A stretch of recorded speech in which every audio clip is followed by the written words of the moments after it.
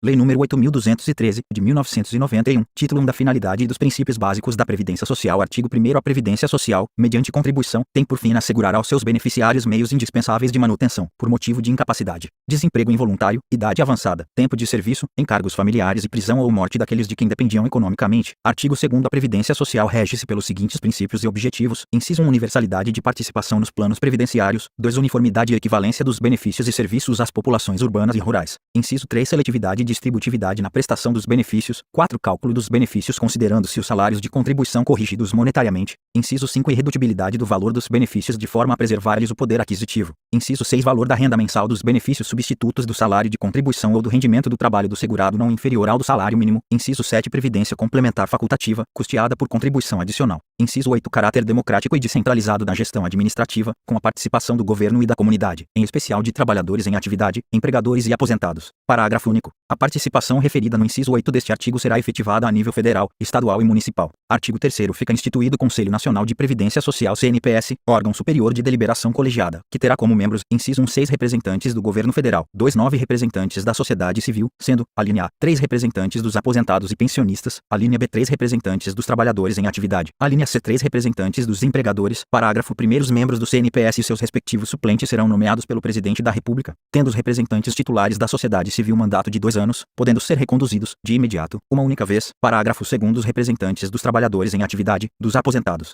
dos empregadores e seus respectivos suplentes serão indicados pelas centrais sindicais e confederações nacionais. Parágrafo 3º. O CNPS reunir-se-á, ordinariamente, uma vez por mês, por convocação de seu presidente, não podendo ser adiada a reunião por mais de 15 dias se houver requerimento nesse sentido da maioria dos conselheiros. Parágrafo 4º. Poderá ser convocada a reunião extraordinária por seu presidente ou a requerimento de 1/3 de seus membros, conforme dispuser o regimento interno do CNPS. Parágrafo 5º. Revogado. Parágrafo 6º. As ausências ao trabalho dos representantes dos trabalhadores em atividade, decorrentes das atividades do Conselho, serão abonadas, computando-se como jornada efetivamente trabalhada para todos os fins e efeitos legais. Parágrafo 7º. Aos membros do CNPS, enquanto representantes dos trabalhadores em atividade, titulares e suplentes, é assegurada a estabilidade no emprego, da nomeação até 1 ano após o término do mandato de representação, somente podendo ser demitidos por motivo de falta grave, regularmente comprovada através de processo judicial.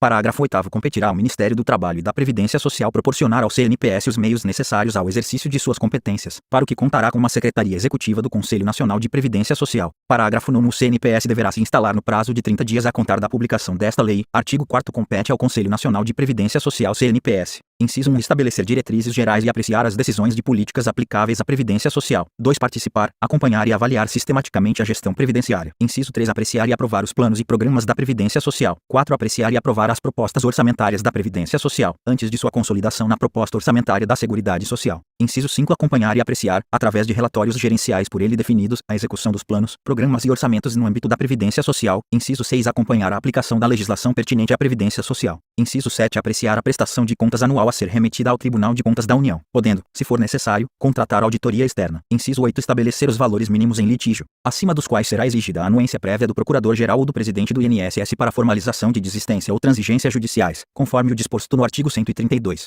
Inciso 9. Elaborar e aprovar seu regimento interno. Parágrafo único. As decisões proferidas pelo CNPS deverão ser publicadas no Diário Oficial da União. Artigo 5º. Compete aos órgãos governamentais, inciso 1. Prestar toda e qualquer informação necessária ao adequado cumprimento das competências do CNPS, fornecendo inclusive estudos técnicos. 2. Encaminhar ao CNPS, com antecedência mínima de 2 meses do seu envio ao Congresso Nacional, a proposta orçamentária da Previdência Social, devidamente detalhada. Artigo 6º. Haverá, no âmbito da Previdência Social, uma ouvidoria geral, cujas atribuições serão definidas em regulamento. Artigo 7º. Revogado. Artigo 8º. Revogado. Título 2. Do Plano de Benefícios da Previdência Social. Capítulo único dos regimes de Previdência Social. Artigo 9º. A Previdência Social compreende: inciso 1. O regime geral de Previdência Social. 2. O regime facultativo complementar de Previdência Social. Parágrafo 1. O regime geral de Previdência Social, RGPS, garante a cobertura de todas as situações expressas no artigo 1º desta lei, exceto as de desemprego involuntário, objeto de lei específica, e de aposentadoria por tempo de contribuição para o trabalhador, de que trata o parágrafo 2º do artigo 21 da Lei nº 8.212, de 1991. Parágrafo 2º. O regime facultativo complementar de Previdência Social será objeto de lei específica. Título 3. Do Regime Geral de Previdência Social. Capítulo 1. Dos beneficiários. Artigo 10. Os beneficiários do Regime Geral de Previdência Social classificam-se como segurados e dependentes, nos termos das seções 1 e 2 deste capítulo.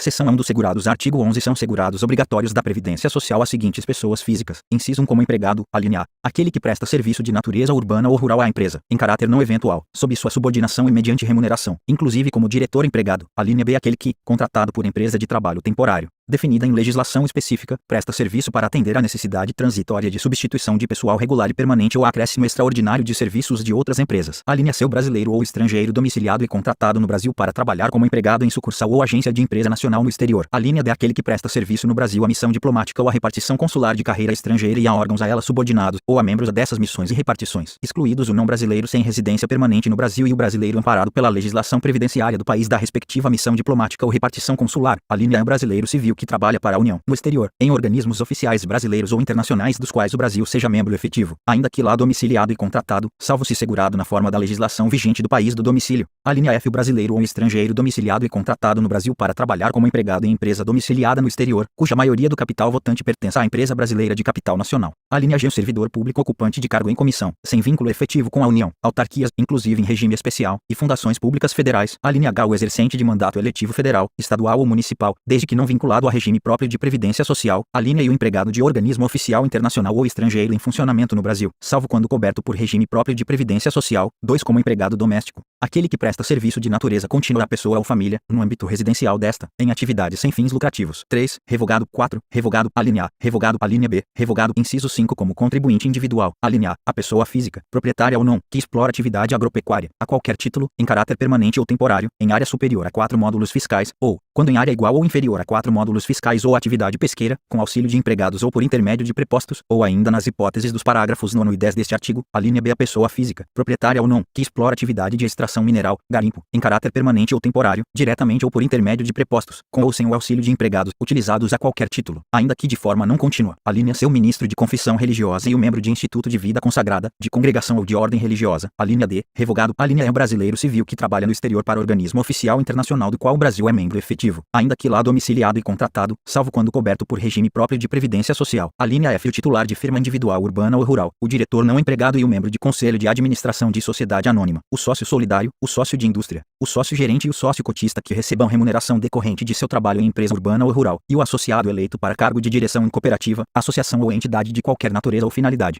bem como o síndico ou administrador eleito para exercer atividade de direção condominial, desde que recebam remuneração. A linha G, quem presta serviço de natureza urbana ou rural, em caráter eventual, a uma ou mais empresas, sem relação de emprego. A linha H, pessoa física que exerce, por conta própria, atividade econômica de natureza urbana, com fins lucrativos ou não. Inciso 6, como trabalhador avulso, quem presta, a diversas empresas, sem vínculo empregatício, serviço de natureza urbana ou rural definidos no regulamento. 7, como segurado especial, a pessoa física residente no imóvel rural ou em aglomerado urbano ou rural próximo a ele que, individualmente ou em regime de economia familiar, ainda que com o auxílio eventual de terceiros, na condição de: a linha A, produtor, seja proprietário, usufrutuário, possuidor, assentado, parceiro ou meio outorgados, comodatário ou arrendatário rurais, que explore atividade. 1, agropecuária em área de até 4 módulos fiscais. 2, de seringueiro ou extrativista vegetal que exerça suas atividades nos termos do inciso 12 do caput do artigo 2º da Lei nº 9.985, de 2000, e faça dessas atividades o principal meio de vida. A linha B, pescador artesanal ou a este assemelhado que faça da pesca profissão habitual ou principal meio de vida. E a linha C, cônjuge ou companheiro, bem como filho maior de 16 anos de idade ou a este equiparado, do segurado de que tratam as alíneas A e B deste inciso, que, comprovadamente, trabalhem com o grupo familiar respectivo. Parágrafo 1º, entende-se como regime de economia familiar a atividade em que o trabalho dos membros da família é indispensável à própria subsistência e ao desenvolvimento socioeconômico do núcleo familiar e é exercido em condições de mútua dependência e colaboração, sem a utilização de empregados permanentes. Parágrafo 2º, todo aquele que exercer, concomitantemente,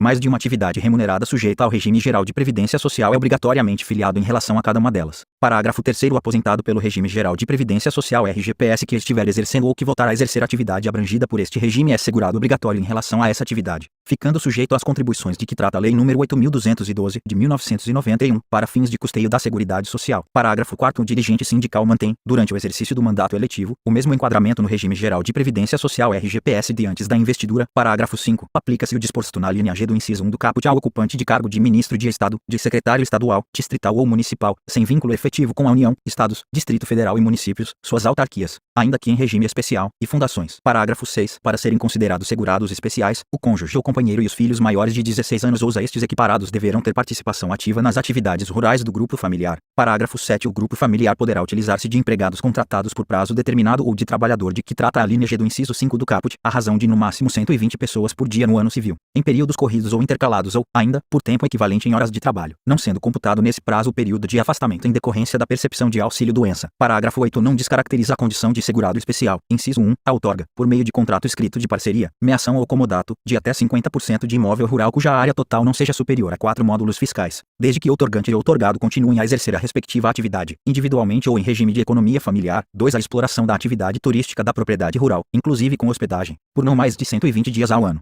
3. A participação em plano de previdência complementar instituído por entidade classista que seja associado em razão da condição de trabalhador rural ou de produtor rural em regime de economia familiar. E 4. Ser beneficiário ou fazer parte de grupo familiar que tenha algum componente que seja beneficiário de programa assistencial oficial de governo. Inciso 5. A utilização pelo próprio grupo familiar, na exploração da atividade, de processo de beneficiamento ou industrialização artesanal, na forma do parágrafo 11 do artigo 25 da Lei nº 8.212, de 1991. Inciso 6. A associação em cooperativa agropecuária ou de crédito rural. E, inciso 7. A incidência do imposto sobre produtos industrializados, IPI sobre o produto das atividades desenvolvidas nos termos do parágrafo 12. Parágrafo 9. Não é segurado especial o membro de grupo familiar que possuir outra fonte de rendimento, exceto se decorrente de, inciso 1, benefício de pensão por morte, auxílio acidente ou auxílio reclusão, cujo valor não supere o do menor benefício de prestação continuada da Previdência Social. 2. Benefício previdenciário pela participação em plano de previdência complementar instituído nos termos do inciso 4 do parágrafo 8 deste artigo. Inciso 3. Exercício de atividade remunerada em período não superior a 120 dias, corridos ou intercalados, no ano civil, observado o disposto no parágrafo 13 do artigo 12 da Lei nº 8.212, de 1991. 4. O exercício de mandato eletivo de dirigente sindical de organização da categoria de trabalhadores rurais. Inciso 5. Exercício de mandato de vereador do município em que desenvolve a atividade rural ou de dirigente de cooperativa rural constituída, exclusivamente, por segurados especiais.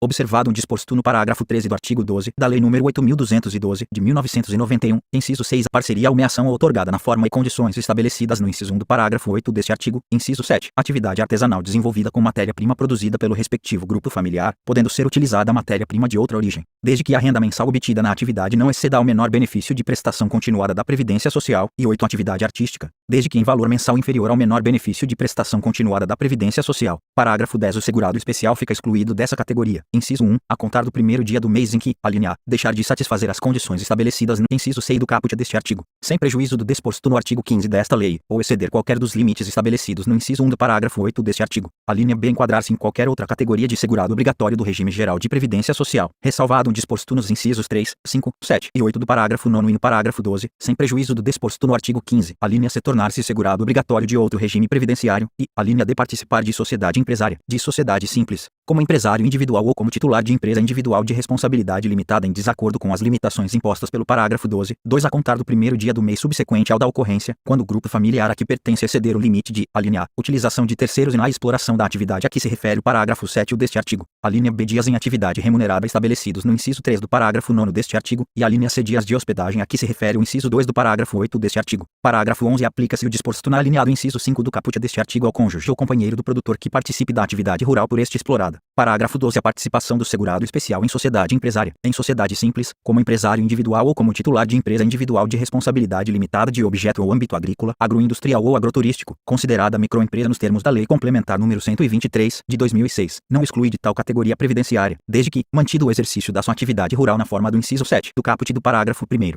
a pessoa jurídica componha-se apenas de segurados de igual natureza e sediam-se no mesmo município ou em município limítrofe àquele em que eles desenvolvam suas atividades. Parágrafo 13, vetado. Artigo 12. O servidor civil ocupante de cargo efetivo ou militar da União, dos Estados, do Distrito Federal ou dos municípios, bem como das respectivas autarquias e fundações, são excluídos do regime geral de previdência social consubstanciado nesta lei, desde que amparados por regime próprio de previdência social. Parágrafo 1. Caso o servidor ou militar venham a exercer, concomitantemente, uma ou mais atividades abrangidas pelo regime geral de previdência social, tornar-se-ão segurados obrigatórios em relação a essas atividades. Parágrafo 2. Caso o servidor ou militar, amparados por regime próprio de previdência social, sejam requisitados para outro órgão ou entidade cujo regime previdenciário não permita a filiação, nessa condição, permanecerão vinculados ao regime de origem, obedecidas as regras que cada ente estabeleça acerca de sua contribuição. Artigo 13. É segurado facultativo maior de 14 anos que se filiar ao regime geral de previdência social, mediante contribuição, desde que não incluído nas disposições do artigo 11. Artigo 14. Consideram-se, inciso 1, empresa, firma individual ou sociedade que assume o risco de atividade econômica urbana ou rural, com fins lucrativos ou não, bem como os órgãos e entidades da administração pública direta, indireta ou fundacional. 2. Empregador doméstico, a pessoa ou família que admite a seu serviço, sem finalidade lucrativa, empregado doméstico. Parágrafo único. Equiparam-se à empresa, para os efeitos desta lei, o contribuinte individual e a pessoa física na condição de proprietário ou dono de obra de construção civil, em relação ao assegurado que lhe presta serviço, bem como a cooperativa, a associação ou entidade de qualquer natureza ou finalidade, a missão diplomática e a repartição consular de carreiras estrangeiras. Artigo 15. Mantém a qualidade de segurado, independentemente de contribuições. Inciso 1. Sem limite de prazo, quem está em gozo de benefícios benefício, exceto do auxílio acidente, 2 até 12 meses após a cessação das contribuições. O segurado que deixar de exercer atividade remunerada abrangida pela Previdência Social ou estiver suspenso ou licenciado sem remuneração. Inciso 3 até 12 meses após cessar a segregação. O segurado acometido de doença de segregação compulsória. 4 até 12 meses após o livramento. O segurado retido ou recluso. Inciso 5 até 3 meses após o licenciamento. O segurado incorporado às Forças Armadas para prestar serviço militar. Inciso 6 até 6 meses após a cessação das contribuições. O segurado facultativo. Parágrafo 1º. O prazo do inciso 2 será prorrogado para até 24 meses se o segurado já tiver pago mais de 120 contribuições mensais sem interrupção que acarrete a perda da qualidade de segurado. Parágrafo 2º. Os prazos do inciso 2 ou do parágrafo 1º serão acrescidos de 12 meses para o segurado desempregado, desde que comprovada essa situação pelo registro no órgão próprio do Ministério do Trabalho e da Previdência Social. Parágrafo 3º. Durante os prazos deste artigo, o segurado conserva todos os seus direitos perante a Previdência Social. Parágrafo 4º. A perda da qualidade de segurado ocorrerá no dia seguinte ao do término do prazo fixado no plano de custeio da Seguridade Social para recolhimento da contribuição referente ao mês imediatamente posterior ao do final dos prazos fixados neste artigo e seus parágrafos. Seção 2. Dos dependentes, artigo 16 são beneficiários do regime geral de previdência social, na condição de dependentes do segurado, inciso 1, o cônjuge, a companheira, o companheiro e o filho não emancipado, de qualquer condição, menor de 21 anos ou inválido ou que tenha deficiência intelectual ou mental ou deficiência grave, 2 os pais, inciso 3 o irmão não emancipado, de qualquer condição, menor de 21 anos ou inválido ou que tenha deficiência intelectual ou mental ou deficiência grave, 4, revogado, parágrafo 1º a existência de dependente de qualquer das classes deste artigo exclui do direito às prestações das classes seguintes, parágrafo 2º o enteado e o menor tutelado equiparam-se a filho mediante declaração do segurado e desde que comprovada a dependência econômica na forma estabelecida no regulamento. Parágrafo 3º considera-se companheira ou companheiro a pessoa que, sem ser casada, mantém união estável com o segurado ou com a segurada, de acordo com o parágrafo 3º do artigo 226 da Constituição Federal. Parágrafo 4º a dependência econômica das pessoas indicadas no inciso 1 é presumida e a das demais deve ser comprovada. Parágrafo 5º as provas de união estável e de dependência econômica exigem início de prova material contemporânea dos fatos, produzido em período não superior a 24 meses anterior à data do óbito ou do recolhimento à prisão do segurado, não admitida a prova exclusivamente testemunhal, exceto na ocorrência de motivo de força maior ou caso fortuito, conforme disposto no regulamento. Parágrafo 6º na hipótese da linha C do inciso 5 do parágrafo 2º do artigo 77 desta lei, a par da exigência do parágrafo 5º deste artigo, deverá ser apresentado,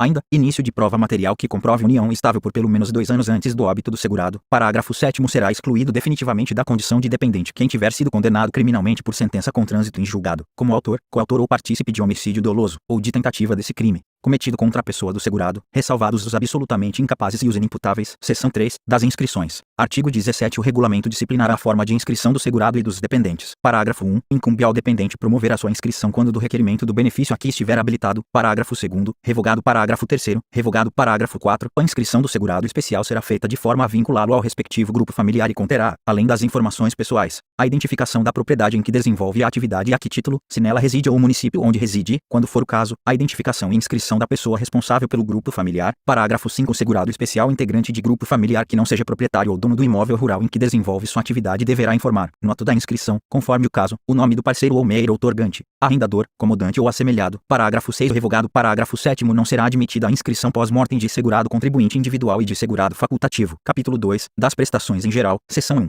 Das espécies de prestações. Artigo 18 o regime geral de previdência social compreende as seguintes prestações, devidas inclusive em razão de eventos decorrentes de acidente do trabalho, expressas em benefícios e serviços. Inciso 1 quanto ao segurado, a linha A, aposentadoria por invalidez, a linha B, aposentadoria por idade, a linha C, aposentadoria por tempo de contribuição, a linha D, aposentadoria especial, a linha E, auxílio doença, a linha F, salário família, a linha G, salário maternidade, a linha H, auxílio acidente, a linha I, revogada. 2 quanto ao dependente, a linha A, pensão por morte, a linha B, auxílio reclusão. Inciso 3 quanto ao segurado e dependente, a linha A, revogada, a linha B, serviço social, a linha C, reabilitação profissional. Parágrafo 1 somente poderão beneficiar-se do auxílio acidente os segurados incluídos nos incisos 1, 2, 6 e 7 do artigo 11 desta lei. Parágrafo 2º o aposentado pelo regime geral de previdência social RGPS que permanecer em atividade sujeita a este regime, ou a ele retornar, não fará jus à prestação alguma da previdência social em decorrência do exercício dessa atividade, exceto ao salário família e à reabilitação profissional, quando empregado. Parágrafo 3 o segurado contribuinte individual, que trabalhe por conta própria, sem relação de trabalho com a empresa ou equiparado, e o segurado facultativo que contribuam na forma do parágrafo 2º do artigo 21 da Lei nº 8.212, de 1991, não farão jus à aposentadoria por tempo de contribuição. Parágrafo 4 os benefícios referidos no caput deste artigo poderão ser solicitados, pelos interessados, aos oficiais de registro civil das pessoas naturais, que encaminharão, eletronicamente,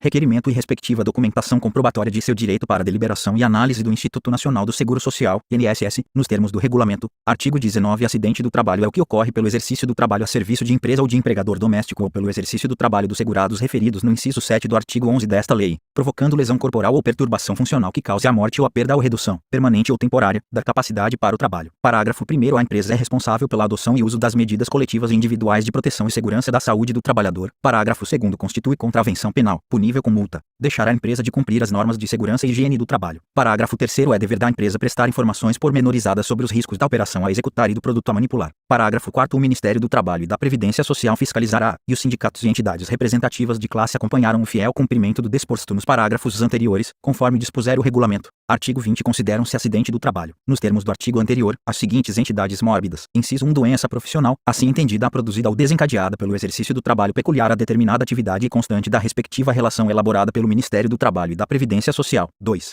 Doença do trabalho, assim entendida a adquirida ou desencadeada em função de condições especiais em que o trabalho é realizado e com ele se relacione diretamente, constante da relação mencionada no inciso 1. Parágrafo 1º. Não são consideradas como doença do trabalho. A linha A, a doença degenerativa. A linha B, a inerente a grupo etário. A linha C, a que não produz incapacidade laborativa. A linha D, a doença endêmica adquirida por segurado habitante de região em que ela se desenvolva, salvo comprovação de que é resultante de exposição ou contato direto determinado pela natureza do trabalho. Parágrafo 2º. Em caso excepcional, constatando-se que a doença não incluída na relação prevista nos incisos 1 e 2 deste artigo resultou das condições especiais em que o trabalho é executado e com ele se relaciona diretamente, a Previdência Social deve considerá-la acidente do trabalho. Artigo 21. Equiparam-se também ao acidente do trabalho, para efeitos desta lei, inciso 1, o acidente ligado ao trabalho que, embora não tenha sido a causa única, haja contribuído diretamente para a morte do segurado, para a redução ou perda da sua capacidade para o trabalho, ou produzido lesão que exija atenção médica para sua recuperação. 2. O acidente sofrido pelo segurado no local e no horário do trabalho, em consequência de, a linha A, ato de agressão, sabotagem ou terrorismo praticado por terceiro ou companheiro de trabalho. A linha B, ofensa física intencional, inclusive de terceiro, por motivo de disputa relacionada ao trabalho. A linha C, ato de imprudência, de negligência ou de imperícia de terceiro ou de companheiro de trabalho. A linha D, ato de pessoa privada do uso da razão. A linha E, desabamento, inundação, incêndio e outros casos fortuitos ou decorrentes de força maior. Inciso 3. A doença proveniente de contaminação acidental do empregado no exercício de sua atividade. 4.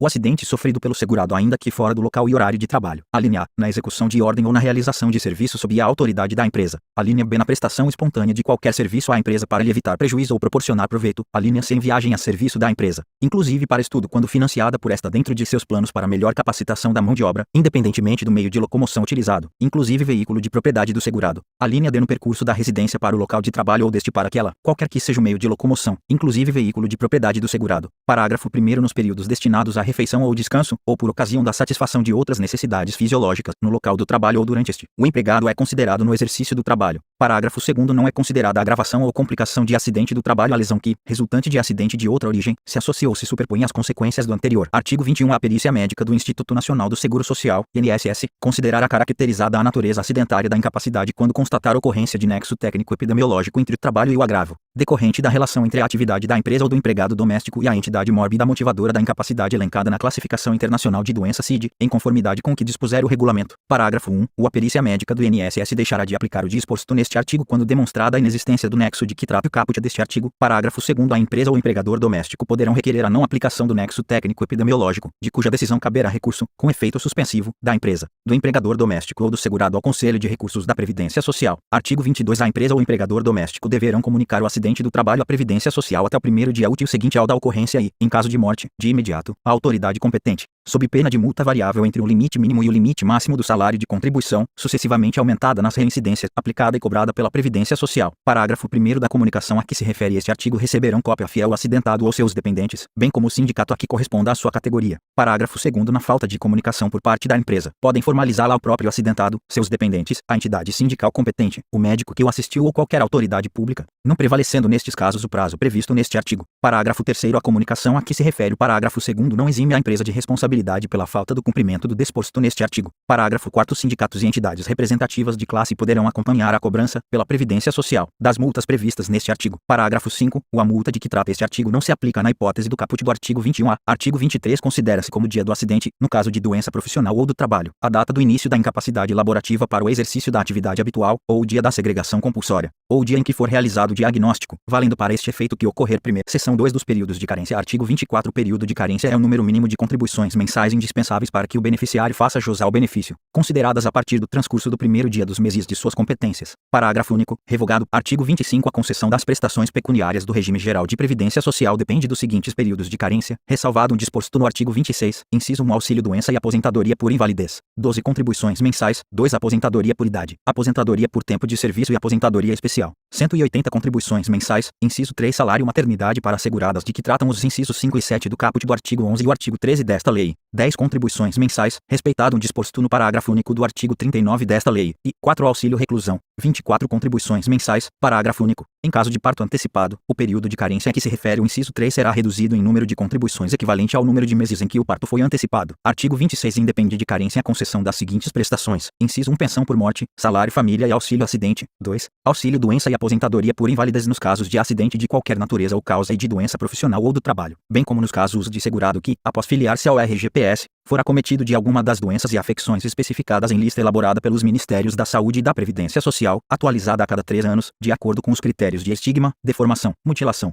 deficiência ou outro fator que lhe confira especificidade e gravidade que mereçam tratamento particularizado. Inciso 3. Os benefícios concedidos na forma do inciso 1 do artigo 39, aos segurados especiais referidos no inciso 7 do artigo 11 desta lei. 4. Serviço social. Inciso 5. Reabilitação profissional. 6. Salário maternidade para asseguradas empregada, trabalhadora avulsa e empregada doméstica. Artigo 27. Para cômputo do período de carência, serão consideradas as contribuições, inciso 1, referentes ao período a partir da data de filiação ao Regime Geral de Previdência Social, RGPS, no caso dos segurados empregados, inclusive os domésticos, e dos trabalhadores avulsos. 2. Realizadas a contar da data de efetivo pagamento da primeira contribuição sem atraso, não sendo consideradas para este fim as contribuições recolhidas com atraso referentes a competências anteriores, no caso dos segurados contribuinte individual, especial e facultativo, referidos, respectivamente, nos incisos 5 e 7 do artigo 11 e no artigo 13. Artigo 27. A. Na hipótese de perda da qualidade de segurado, para fins da concessão dos benefícios de auxílio-doença, de aposentadoria por invalidez, de salário maternidade e de auxílio-reclusão, o segurado deverá contar, a partir da data da nova filiação à Previdência Social, com metade dos períodos previstos nos incisos 1, 13 e 4 do caput do artigo 25 desta lei. Seção 3 do cálculo do valor dos benefícios. Subseção 1 do salário de benefício. Artigo 28. O valor do benefício de prestação continuada, inclusive o regido por norma especial e o decorrente de acidente do trabalho, exceto o salário família e o salário maternidade, será calculado com base no salário de benefício. Parágrafo 1º. Revogado. Parágrafo 2º. Revogado. Parágrafo 3º. Revogado. Parágrafo 4º.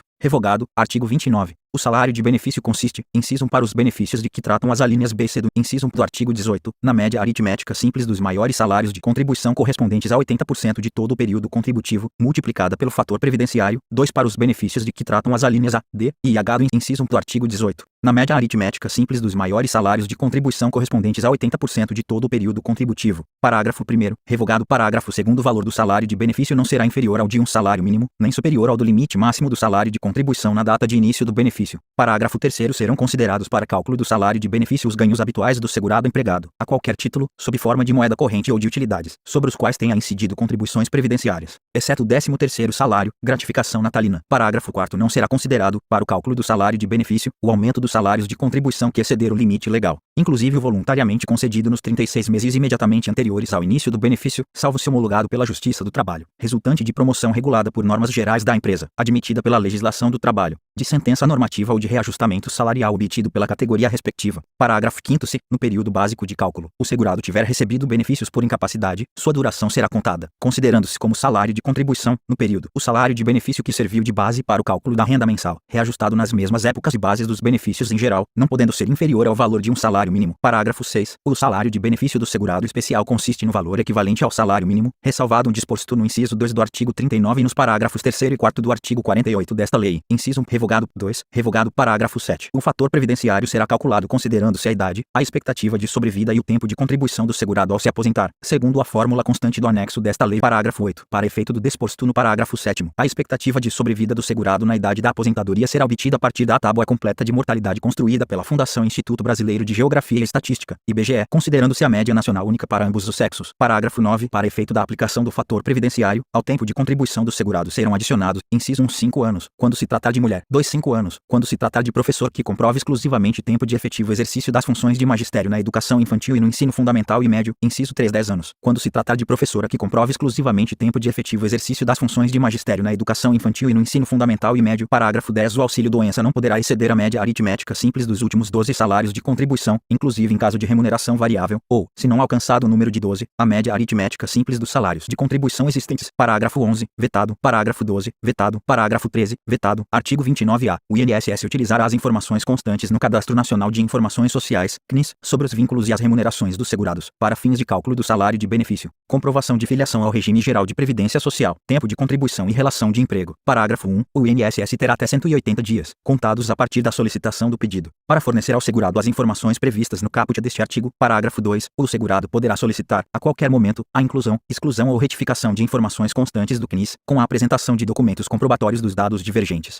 conforme critérios definidos pelo INSS. Parágrafo 3. A aceitação de informações relativas a vínculos e remunerações inseridas extemporaneamente no CNIS, inclusive retificações de informações anteriormente inseridas, fica condicionada à comprovação dos dados ou das divergências apontadas, conforme critérios definidos em regulamento. Parágrafo 4. Considera-se extemporânea a inserção de dados decorrentes de documento inicial ou de retificação de dados anteriormente informados, quando o documento ou a retificação, ou a informação retificadora, forem apresentados após os prazos estabelecidos em regulamento. Parágrafo 5. Havendo dúvida sobre a regularidade do vínculo incluído no CNIS e inexistência de informações sobre remunerações e contribuições, o INSS exigirá a apresentação dos documentos que serviram de base à anotação, sob pena de exclusão do período. Artigo 29-B. Os salários de contribuição considerados no cálculo do valor do benefício serão corrigidos mês a mês de acordo com a variação integral do Índice Nacional de Preços ao Consumidor, INPC, calculado pela Fundação Instituto Brasileiro de Geografia e Estatística, IBGE. Artigo 29-C. O segurado que preencher o requisito para a aposentadoria por tempo de contribuição poderá optar pela não incidência do fator previdenciário no cálculo de sua aposentadoria, quando o total resultante da soma de sua idade e de seu tempo de contribuição, incluídas as frações, na data de requerimento da aposentadoria, for, inciso 1, igual ou superior a 95 pontos, se homem, observando o tempo mínimo de contribuição de 35 anos, ou, 2, igual ou superior a 85 pontos, se mulher, observado o tempo mínimo de contribuição de 30 anos. Parágrafo 1º. Para os fins do disposto no caput, serão somadas as frações em meses completos de tempo de contribuição e idade. Parágrafo 2º. As somas de idade e de tempo de contribuição previstas no caput serão majoradas em 1 ponto em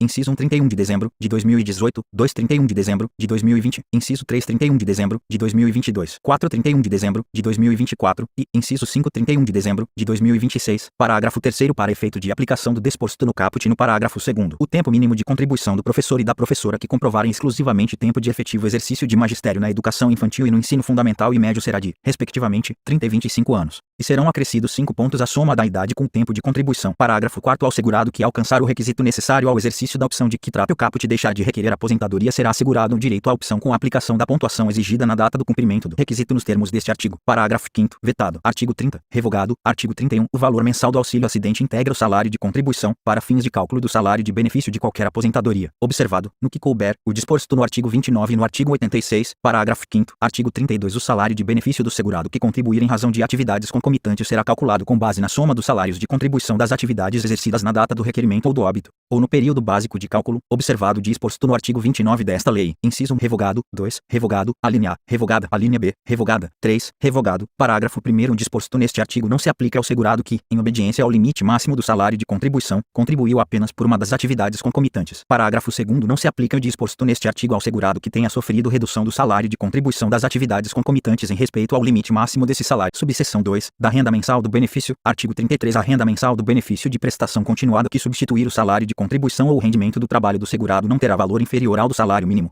nem superior ao do limite máximo do salário de contribuição, ressalvado o disposto no artigo 45 desta lei. Artigo 34. No cálculo do valor da renda mensal do benefício, inclusive o decorrente de acidente do trabalho, serão computados, inciso 1, para o segurado empregado, inclusive o doméstico, e o trabalhador avulso, os salários de contribuição referentes aos meses de contribuições devidas, ainda que não recolhidas pela empresa ou pelo empregador doméstico, sem prejuízo da respectiva cobrança e da aplicação das penalidades cabíveis, observado o disposto no parágrafo 5 do artigo 29-A. 2. Para o segurado empregado, inclusive o doméstico, o trabalhador avulso e o segurado especial, o valor mensal do auxílio acidente, considerado como salário de contribuição para fins de concessão de qualquer aposentadoria, nos termos do artigo 31, inciso 3. Para os demais segurados, os salários de contribuição referentes aos meses de contribuições efetivamente recolhidas. Artigo 35. Ao segurado empregado, inclusive o doméstico, e ao trabalhador avulso que tenham cumprido todas as condições para a concessão do benefício pleiteado, mas não possam comprovar o valor de seus salários de contribuição no período básico de cálculo, será concedido o benefício de valor mínimo, devendo esta renda ser recalculada quando da apresentação de prova dos salários de contribuição. Artigo 36. Para o segurado empregado doméstico que, tendo satisfeito as condições exigidas para a concessão do benefício requerido, não comprovar o efetivo recolhimento das contribuições devidas, será concedido o benefício de valor mínimo,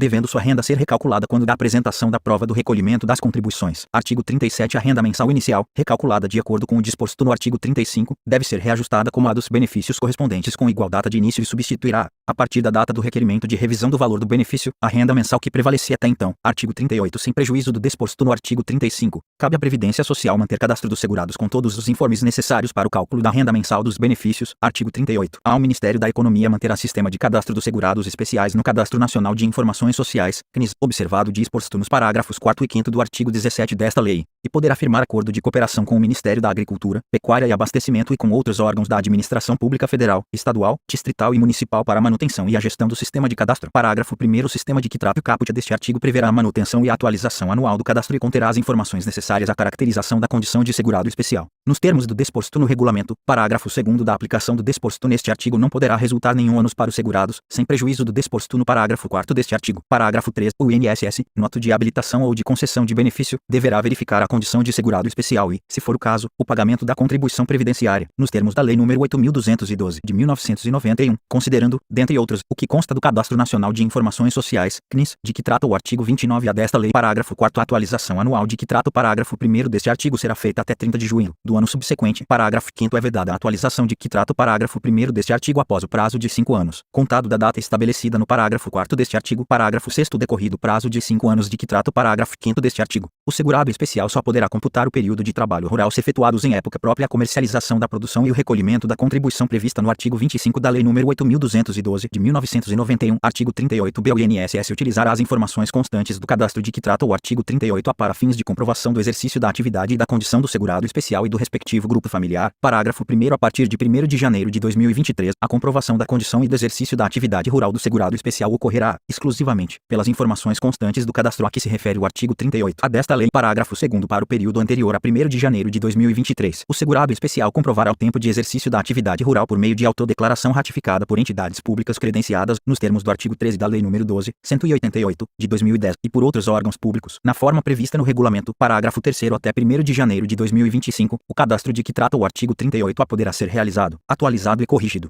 sem prejuízo do prazo de que trata o parágrafo 1º deste artigo e da regra permanente prevista nos parágrafos 4º e 5º do artigo 38A desta lei. Parágrafo 4º. Na hipótese de divergência de informações entre o cadastro e outras bases de dados, para fins de reconhecimento do direito ao benefício, o INSS poderá exigir a apresentação dos documentos referidos no artigo 106 desta lei. Parágrafo 5º. O cadastro e os prazos de que tratam este artigo e o artigo 38A desta lei deverão ser amplamente divulgados por todos os meios de comunicação cabíveis para que todos os cidadãos tenham acesso à informação sobre a existência do referido cadastro e a obrigatoriedade de registro. Artigo 39. Para os segurados especiais, referidos no inciso 7 do caput do artigo 11 desta lei, fica garantida a concessão, inciso 1, de aposentadoria por idade ou por invalidez, de auxílio-doença, de auxílio-reclusão ou de pensão, no valor de um salário mínimo, e de auxílio-acidente, conforme disposto no artigo 86 desta lei, desde que comprovem o exercício de atividade rural, ainda que de forma descontínua, no período imediatamente anterior ao requerimento do benefício, igual ao número de meses correspondentes à carência do benefício requerido, observado o disposto nos artigos 38A e 38b desta lei, ou 2 dos benefícios especificados nesta lei, observados os critérios e a forma de cálculo estabelecidos, desde que contribuam facultativamente para a Previdência Social, na forma estipulada no plano de custeio da Seguridade Social. Parágrafo único. Para a segurada especial fica garantida a concessão do salário maternidade no valor de um salário mínimo, desde que comprove o exercício de atividade rural, ainda que de forma descontínua, nos 12 meses imediatamente anteriores ao do início do benefício. Artigo 40. É devido abono anual ao segurado e ao dependente da Previdência Social que, durante o ano, recebeu auxílio-doença, auxílio-acidente ou aposentadoria, pensão por morte ou auxílio-reclusão. Parágrafo único. O abono anual será calculado, no que couber, da mesma forma que a gratificação de Natal dos trabalhadores, tendo por base o valor da renda mensal do benefício do mês de dezembro de cada ano.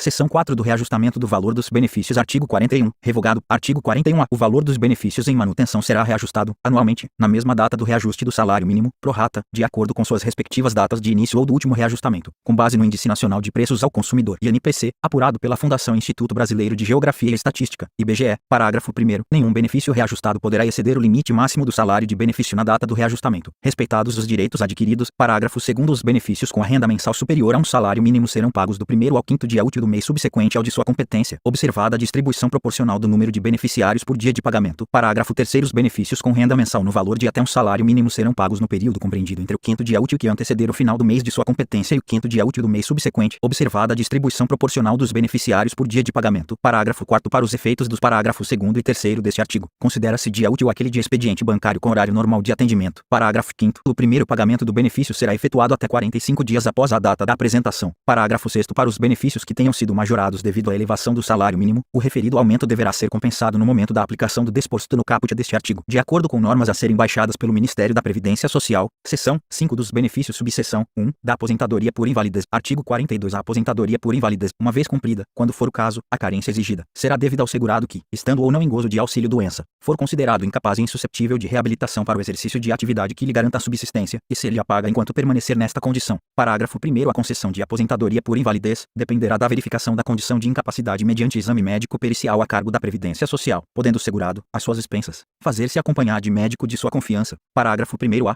O exame médico pericial previsto no parágrafo 1º deste artigo poderá ser realizado com o uso de tecnologia de telemedicina ou por análise documental conforme situações e requisitos definidos em regulamento. Parágrafo 2º. A doença ou lesão de que o segurado já era portador ao filiar-se ao regime geral de previdência social não lhe conferirá direito à aposentadoria por invalidez, salvo quando a incapacidade sobrevier por motivo de progressão ou agravamento dessa doença ou lesão. Artigo 43. A aposentadoria por invalidez será devida a partir do dia imediato ao da cessação do auxílio-doença, ressalvado o disposto nos parágrafos 1º, 2º e 3º deste artigo. Parágrafo 1º. Concluindo a perícia médica inicial pela existência de incapacidade total e definitiva para o trabalho, a aposentadoria por invalidez será devida, alínea A, ao segurado empregado, a contar do 16º dia do afastamento da atividade ou a partir da entrada do requerimento, se entre o afastamento e a entrada do requerimento decorrerem mais de 30 dias, alínea B, ao segurado empregado doméstico, trabalhador avulso, contribuinte individual, especial e facultativo, a contar da data do início da incapacidade ou da data da entrada do requerimento, se entre essas datas decorrerem mais de 30 dias. Parágrafo 2. Durante os primeiros 15 dias de afastamento da atividade por motivo de invalidez, caberá à empresa pagar ao segurado empregado o salário. Parágrafo 3º. Revogado. Parágrafo 4º. O segurado aposentado por invalidez poderá ser convocado a qualquer momento para avaliação das condições que ensejaram o afastamento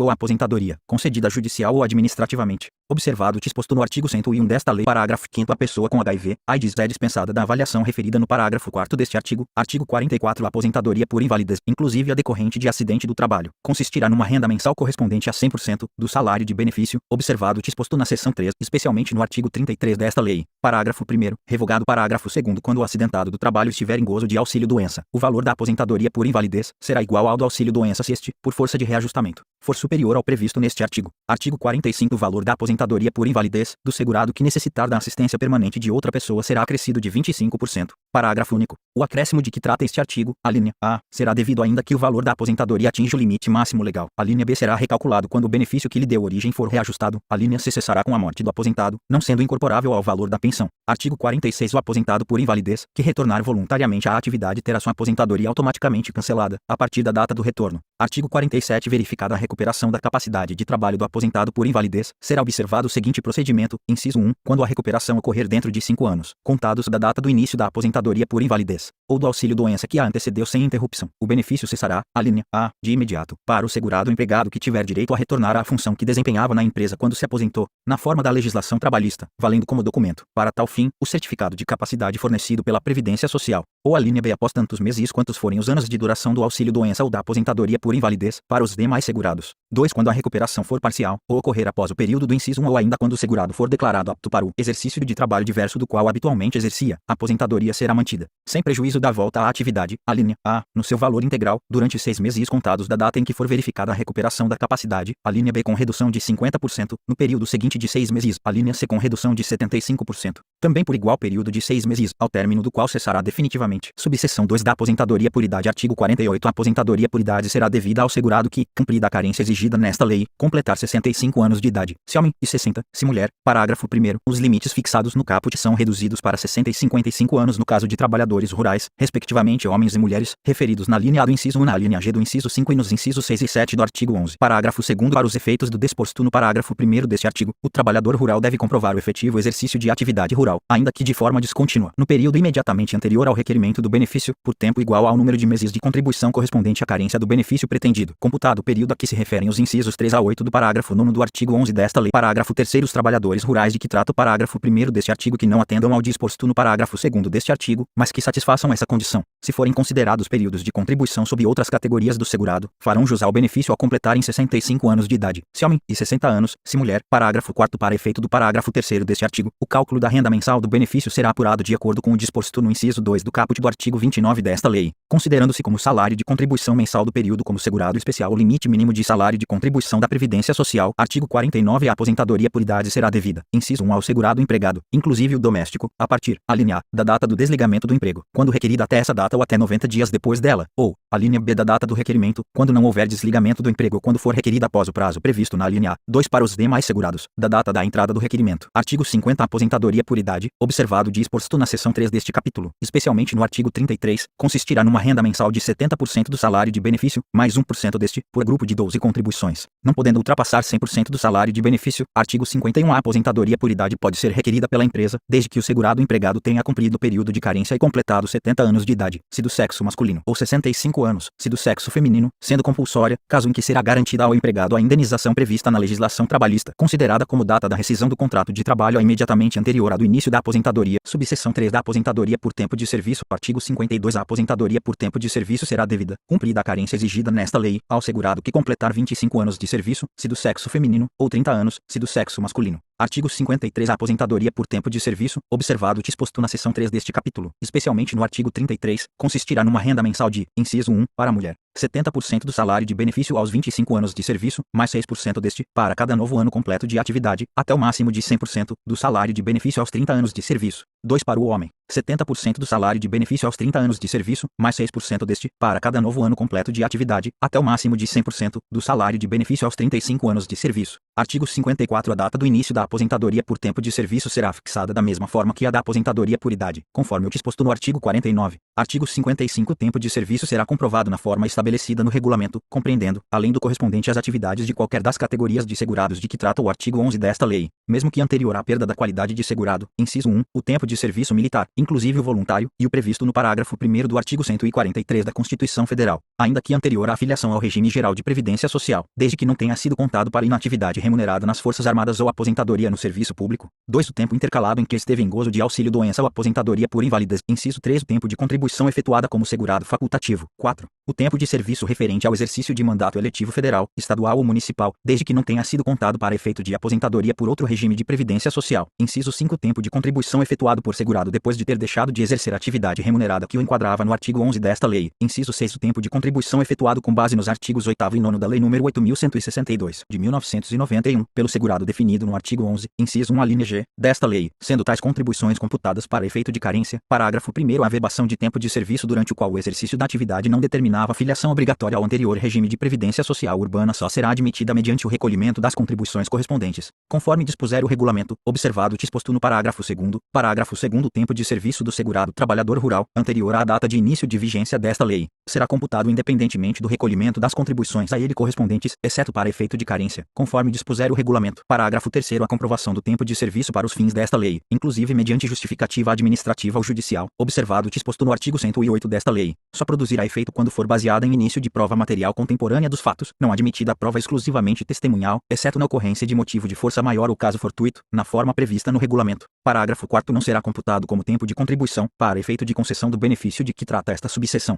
o período em que o segurado contribuinte individual ou facultativo tiver contribuído na forma do parágrafo 2º do artigo 21 da Lei nº 8.212, de 1991, salvo se tiver complementado as contribuições na forma do parágrafo 3º do mesmo artigo. Artigo 56. O professor, após 30 anos, e a professora, após 25 anos de efetivo exercício em funções de magistério, poderão aposentar-se por tempo de serviço, com renda mensal correspondente a 100% do salário de benefício, observado o disposto na seção 3 deste capítulo. Subseção 4 da aposentadoria especial. Artigo 57. A aposentadoria especial será devida, uma vez cumprida a carência exigida nesta lei, ao segurado que tiver trabalhado sujeito a condições especiais que prejudiquem a saúde ou a integridade física, durante 15, 20 ou 25 anos, conforme dispuser a lei. Parágrafo 1º. A aposentadoria especial, observado o disposto no artigo 33 desta lei, consistirá numa renda mensal equivalente a 100% do salário de benefício. Parágrafo Parágrafo 2º. A data de início do benefício será fixada da mesma forma que a da aposentadoria por idade, conforme o disposto no artigo 49. Parágrafo 3º. A concessão da aposentadoria especial dependerá de comprovação pelo segurado, perante o Instituto Nacional do Seguro Social INSS, do tempo de trabalho permanente, não ocasional nem intermitente, em condições especiais que prejudiquem a saúde ou a integridade física, durante o período mínimo fixado. Parágrafo 4º. O segurado deverá comprovar, além do tempo de trabalho, exposição aos agentes nocivos químicos, físicos, biológicos ou associação de agentes prejudiciais à saúde ou à integridade física, pelo período equivalente ao exigido para a concessão do benefício. Parágrafo 5º. O tempo de trabalho exercido sob condições especiais que sejam ou venham a ser consideradas prejudiciais à saúde ou à integridade física será somado, após a respectiva conversão, ao tempo de trabalho exercido em atividade comum,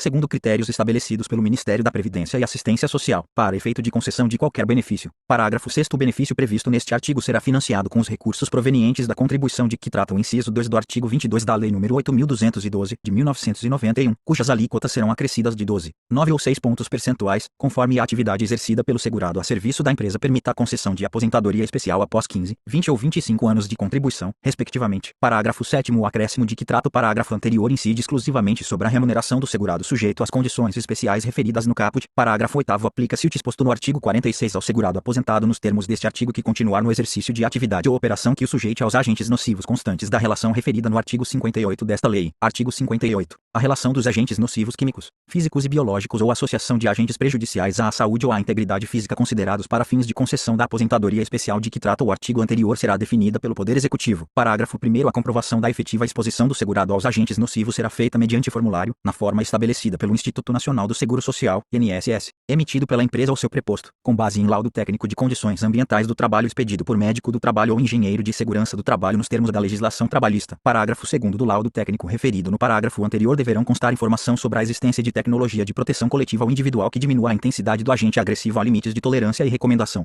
sobre a sua adoção pelo estabelecimento respectivo. Parágrafo 3º. A empresa que não mantiver laudo técnico atualizado com referência aos agentes nocivos existentes no ambiente de trabalho de seus trabalhadores ou que emitir documento de comprovação de efetiva exposição em desacordo com o respectivo laudo estará sujeita à penalidade prevista no artigo 133 desta lei. Parágrafo 4º. A empresa deverá elaborar e manter atualizado o perfil profissiográfico abrangendo as atividades desenvolvidas pelo trabalhador e fornecer a este, quando da rescisão do contrato de trabalho, cópia autêntica desse documento. Seção 5 do Auxílio-doença. Artigo 59. O auxílio-doença será devido ao segurado que, havendo cumprido, quando for o caso, o período de carência exigido nesta lei, ficar incapacitado para o seu trabalho ou para sua atividade habitual por mais de 15 dias consecutivos. Parágrafo 1º. Não será devido o auxílio-doença ao segurado que se filiar ao regime geral de previdência social já portador da doença ou da lesão invocada como causa para o benefício, exceto quando a incapacidade sobrevier por motivo de progressão ou agravamento da doença ou da lesão. Parágrafo 2º. Não será devido o auxílio-doença para o segurado recluso em regime fechado. Parágrafo 3º. O segurado em gozo de auxílio-doença na data do recolhimento à prisão terá o benefício suspenso. Parágrafo 4º. A suspensão prevista no parágrafo 3º deste artigo será de até 60 dias, contados da data do recolhimento à prisão, cessado o benefício após o referido prazo. Parágrafo 5º. Na hipótese de o segurado ser colocado em liberdade antes do prazo previsto no parágrafo 4º deste artigo, o benefício será restabelecido a partir da data da soltura. Parágrafo 6º. Em caso de prisão declarada ilegal, o segurado terá direito à percepção do benefício por todo o período devido. Parágrafo 7º. O disposto nos parágrafos 3º, 4º,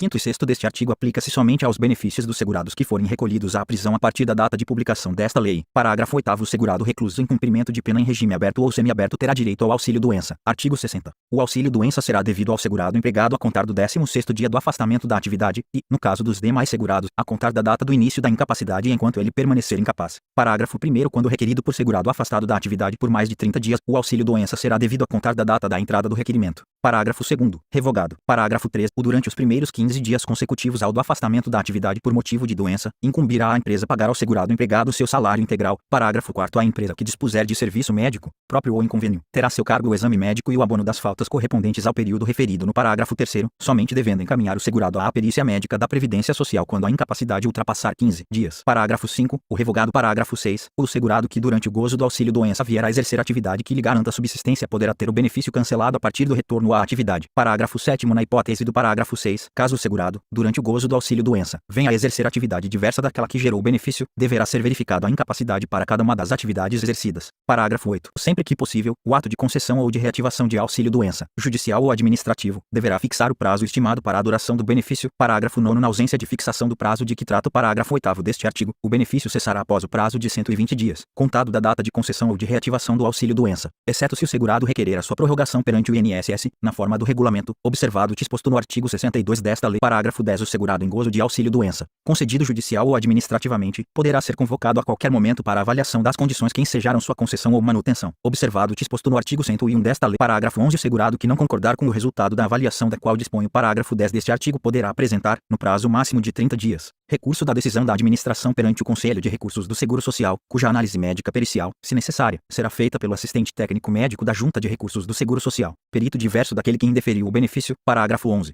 O exame médico pericial previsto nos parágrafos 4 e 10 deste artigo, a cargo da Previdência Social, poderá ser realizado com o uso de tecnologia de telemedicina ou por análise documental conforme situações e requisitos definidos em regulamento, incluído pela Lei nº 14.724, de 2023, parágrafo 14. Ato do Ministro de Estado do Trabalho e Previdência poderá estabelecer as condições de dispensa da emissão de parecer conclusivo da Perícia Médica Federal quanto à incapacidade laboral, hipótese na qual a concessão do benefício de que trata este artigo será feita por meio de análise documental, incluídos atestados ou laudos médicos, realizada pelo INSS. Artigo 61. O auxílio-doença, inclusive o decorrente de acidente do trabalho, consistirá numa renda mensal correspondente a 91% do salário de benefício, observado o disposto na seção 3, especialmente no artigo 33 desta lei. Artigo 62. O segurado em gozo de auxílio-doença, insuscetível de recuperação para sua atividade habitual, deverá submeter-se a processo de reabilitação profissional para o exercício de outra atividade. Parágrafo 1º. O benefício a que se refere o caput deste artigo será mantido até que o segurado seja considerado reabilitado para o desempenho de atividade que lhe garanta a subsistência ou, quando considerado não recuperável, seja aposentado por invalidez. Parágrafo 2º. A alteração das atribuições e responsabilidades do segurado compatíveis com a limitação que tenha sofrido em sua capacidade física ou mental não configura desvio de cargo ou função do segurado reabilitado ou que estiver em processo de reabilitação profissional a cargo do INSS. Artigo 63. O segurado empregado, inclusive o doméstico, em gozo de auxílio-doença será considerado pela empresa e pelo empregador doméstico como licenciado. Parágrafo único.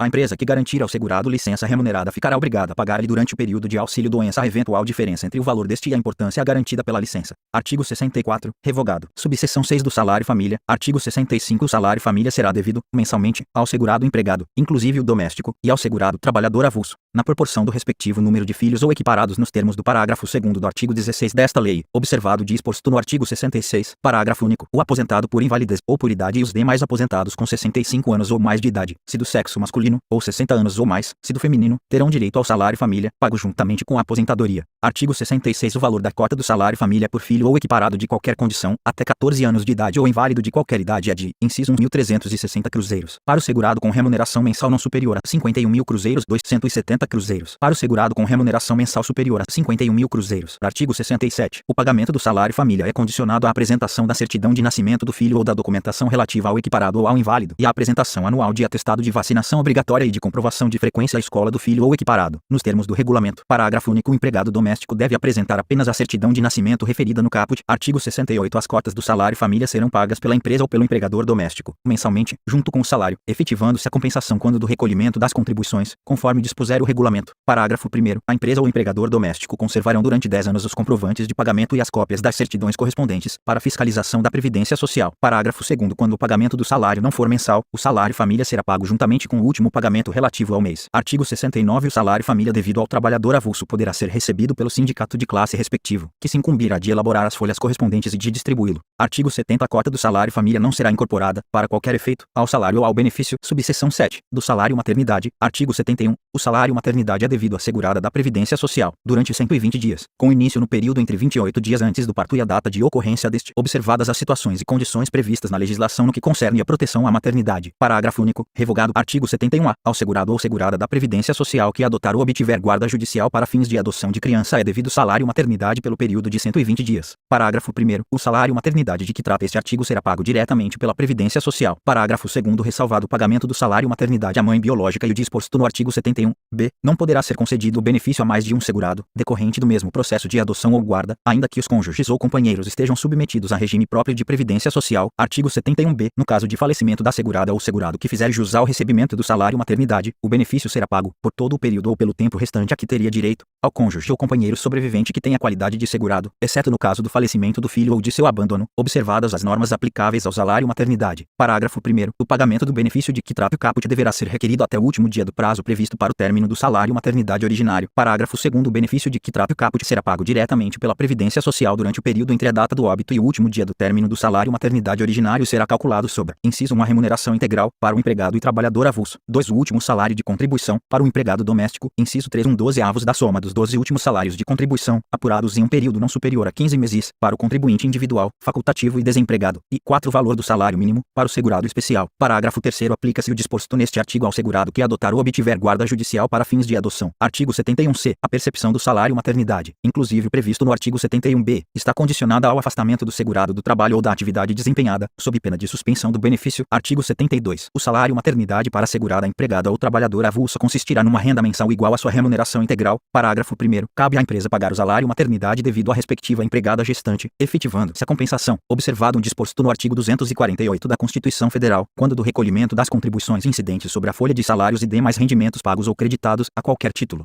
a pessoa física que lhe preste serviço. Parágrafo 2. A empresa deverá conservar durante 10 anos os comprovantes dos pagamentos e os atestados correspondentes para exame pela fiscalização da Previdência Social. Parágrafo 3º. Salário maternidade devido à trabalhadora avulsa e à empregada do microempreendedor individual de que trata o artigo 18A da Lei Complementar número 123, de 2006, será pago diretamente pela Previdência Social. Artigo 73. Assegurado o valor de um salário mínimo, o salário maternidade para as demais seguradas, pago diretamente pela Previdência Social, consistirá, inciso 1, em um valor correspondente ao do seu último salário de contribuição, para a segurada empregada doméstica, 2 em 1/12 do valor sobre o qual incidiu sua última contribuição anual, para a segurada especial, inciso 3 em 1/12 da soma dos 12 últimos salários de contribuição, apurados em um período não superior a 15 meses, para as demais seguradas. Parágrafo único. Aplica-se à segurada desempregada, desde que mantida a qualidade de segurada, na forma prevista no artigo 15 desta lei, o disposto no inciso 3 do caput deste artigo, subseção 8, da pensão por morte. Artigo 74. A pensão por morte será devida ao conjunto dos dependentes do segurado que falecer, aposentado ou não, a contar da data, inciso 1 do óbito, quando requerida em até 180 dias após o óbito, para os filhos menores de 16 anos, ou em até 90 dias após o óbito, para os demais dependentes, 2 do requerimento, quando requerida após o prazo previsto no inciso anterior, inciso 3 da decisão judicial, no caso de morte presumida. Parágrafo 1º. Perde o direito à pensão por morte o condenado criminalmente por sentença com trânsito em julgado, como autor, coautor ou partícipe de homicídio doloso, ou de tentativa desse crime, cometido contra a pessoa do segurado, ressalvados os absolutamente incapazes e os inimputáveis. Parágrafo 2. Perde o direito à pensão por morte o cônjuge, o companheiro ou a companheira se comprovada, a qualquer tempo, simulação ou fraude no casamento ou na união estável, ou a formalização desses com fim exclusivo de constituir benefício previdenciário, apuradas em processo judicial no qual será assegurado o direito ao contraditório e à ampla defesa. Parágrafo 3º. Ajuizada a ação judicial para reconhecimento da condição de dependente, este poderá requerer a sua habilitação provisória ao benefício de pensão por morte, exclusivamente para fins de rateio dos valores com outros dependentes,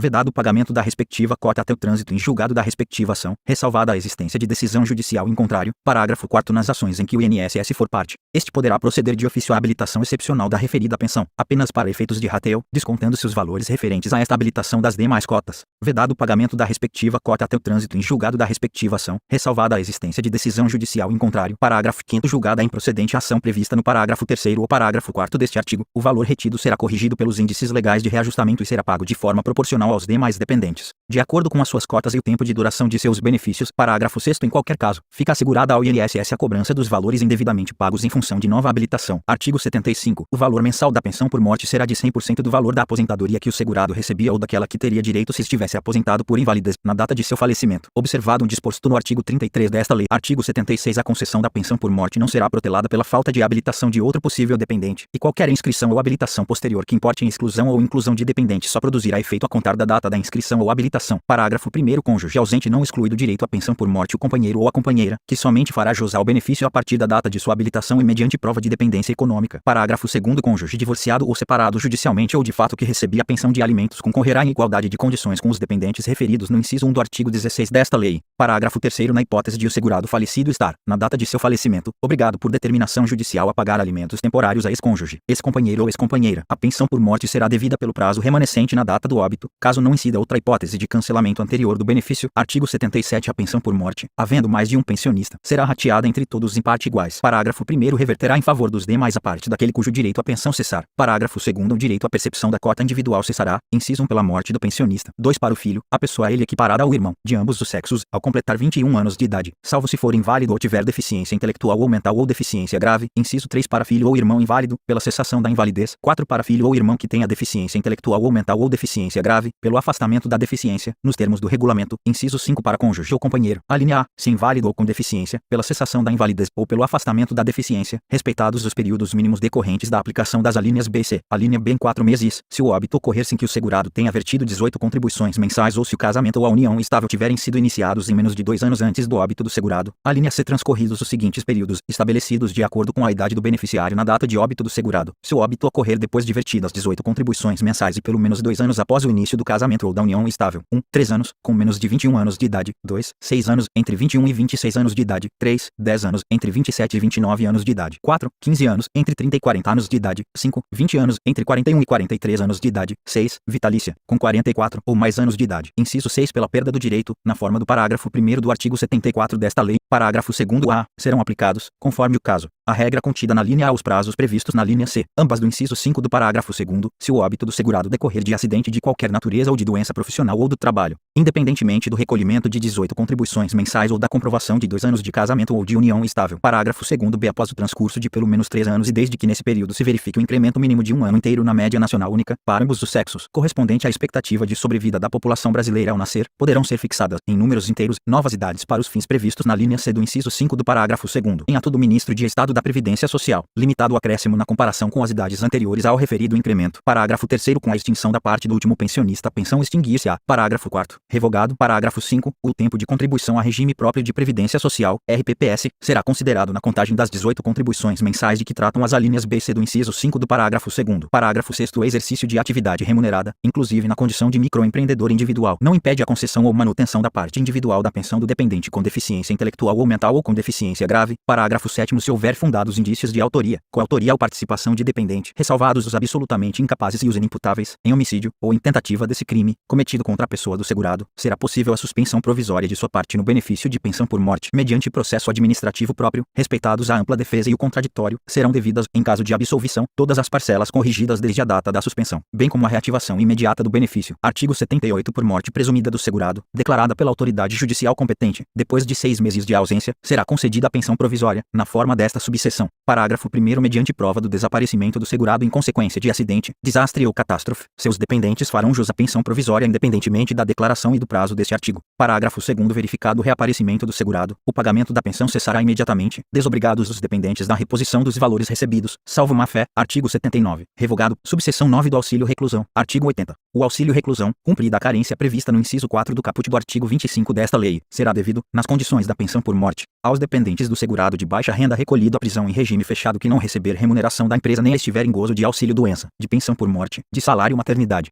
de aposentadoria ou de abono de permanência em serviço. Parágrafo 1º O requerimento do auxílio reclusão será instruído com certidão judicial que ateste o recolhimento efetivo à prisão e será obrigatória a apresentação de prova de permanência na condição de presidiário para a manutenção do benefício. Parágrafo 2º O INSS celebrará convênios com os órgãos públicos responsáveis pelo cadastro dos presos para obter informações sobre o recolhimento à prisão. Parágrafo 3º Para fins do disposto nesta lei, considera-se segurado de baixa renda aquele que, no mês de competência de recolhimento à prisão, tenha a renda, apurada nos termos do disposto no parágrafo 4º deste artigo, de valor igual ou inferior àquela prevista no artigo 13 da Emenda Constitucional número 20, de 15 de dezembro de 1998, corrigido pelos índices de reajuste aplicados aos benefícios do RGPS. Parágrafo 4º A aferição da renda mensal bruta para enquadramento do segurado como de baixa renda ocorrerá pela média dos salários de contribuição apurados no período de 12 meses anteriores ao mês do recolhimento à prisão. Parágrafo 5º A certidão judicial e a prova de permanência na condição de presidiário poderão ser substituídas pelo acesso à base de dados, por meio eletrônico, a ser disponibilizada pelo Conselho Nacional de Justiça, com dados cadastrais que assegurem a identificação plena do segurado e da sua condição de presidiário. Parágrafo 6º Se o segurado tiver recebido benefícios por incapacidade no período previsto no parágrafo 4º deste artigo, sua duração será contada considerando-se como salário de contribuição no período o salário de benefício que serviu de base para o cálculo da renda mensal, reajustado na mesma época e com a mesma base dos benefícios em geral, não podendo ser inferior ao valor de um salário mínimo. Parágrafo 7º O exercício de atividade remunerada do segurado recluso, em cumprimento de pena em regime fechado, não acarreta perda do direito ao recebimento do auxílio reclusão para seus dependentes. Parágrafo 8º Em caso de morte de segurado recluso que tenha contribuído para a Previdência Social durante o período de reclusão, o valor da pensão por morte será calculado levando-se em consideração o tempo de contribuição adicional e os correspondentes salários de contribuição, facultada a opção pelo valor do auxílio reclusão. Subseção 10. Dos pecúlios. Artigo 81. Revogado. Inciso 1. Revogado 2. Revogado 3. Revogado. Artigo 82. Revogado. Artigo 83. Revogado. Artigo 84. Revogado. Artigo 85. Revogado. Subseção 11. Do auxílio acidente. Artigo 86. O auxílio acidente será concedido, como indenização, ao segurado quando, após consolidação das lesões decorrentes de acidente de qualquer natureza, resultarem sequelas que impliquem redução da capacidade para o trabalho que habitualmente exercia. Parágrafo 1º O auxílio acidente mensal corresponderá a 50% do salário de benefício e será devido, observado o disposto no parágrafo 5º, até a véspera do início de qualquer aposentadoria ou até a data do óbito do segurado. Parágrafo 2º. O auxílio acidente será devido a partir do dia seguinte ao da cessação do auxílio doença, independentemente de qualquer remuneração ou rendimento auferido pelo acidentado, vedada sua acumulação com qualquer aposentadoria. Parágrafo 3º. Recebimento de salário ou concessão de outro benefício, exceto de aposentadoria, observado o disposto no parágrafo 5º, não prejudicará a continuidade do recebimento do auxílio acidente. Parágrafo 4º. A perda da audição, em qualquer grau, somente proporcionará a concessão do auxílio acidente, quando, além do reconhecimento de causalidade entre o trabalho e a doença, resultar, comprovadamente, na redução ou perda da capacidade para o trabalho que habitualmente exercia. Parágrafo 5º. Revogado. Subseção 12 do abono de permanência em serviço. Artigo 87. Revogado. Parágrafo único. Revogado. Seção 6 dos serviços. Subseção 1. Do serviço social. Artigo 88. Compete ao serviço social esclarecer junto aos beneficiários seus direitos sociais e os meios de exercê-los e estabelecer conjuntamente com eles o processo de solução dos problemas que emergirem da sua relação com a previdência social, tanto no âmbito interno da instituição como na dinâmica da sociedade. Parágrafo 1º. Será dada prioridade aos segurados em benefício por incapacidade temporária e atenção especial aos aposentados e pensionistas. Parágrafo 2º. Para assegurar o efetivo atendimento dos usuários serão utilizadas intervenção técnica, assistência de natureza jurídica, ajuda material, recursos sociais, intercâmbio com empresas e pesquisa social, inclusive mediante celebração de convênios, acordos ou contratos. Parágrafo 3º. O serviço social terá como diretriz a participação do beneficiário na implementação e no fortalecimento da política previdenciária, em articulação com as associações e entidades de classe. Parágrafo 4º. O serviço social, considerando a universalização da previdência social, prestará assessoramento técnico aos estados e municípios na elaboração e implantação de suas propostas de trabalho. Subseção 2 da habilitação e da reabilitação profissional. Artigo 89. A habilitação e a reabilitação profissional e social deverão proporcionar ao beneficiário incapacitado parcial ou totalmente para o trabalho e às pessoas portadoras de deficiência os meios para a reeducação e de readaptação profissional e social indicados para participar do mercado de trabalho e do contexto em que vive. Parágrafo único. A reabilitação profissional compreende, a linha A, o fornecimento de aparelho de prótese, órtese e instrumentos de auxílio para locomoção quando a perda ou redução da capacidade funcional puder ser atenuada por seu uso e dos equipamentos necessários à habilitação e reabilitação social e profissional.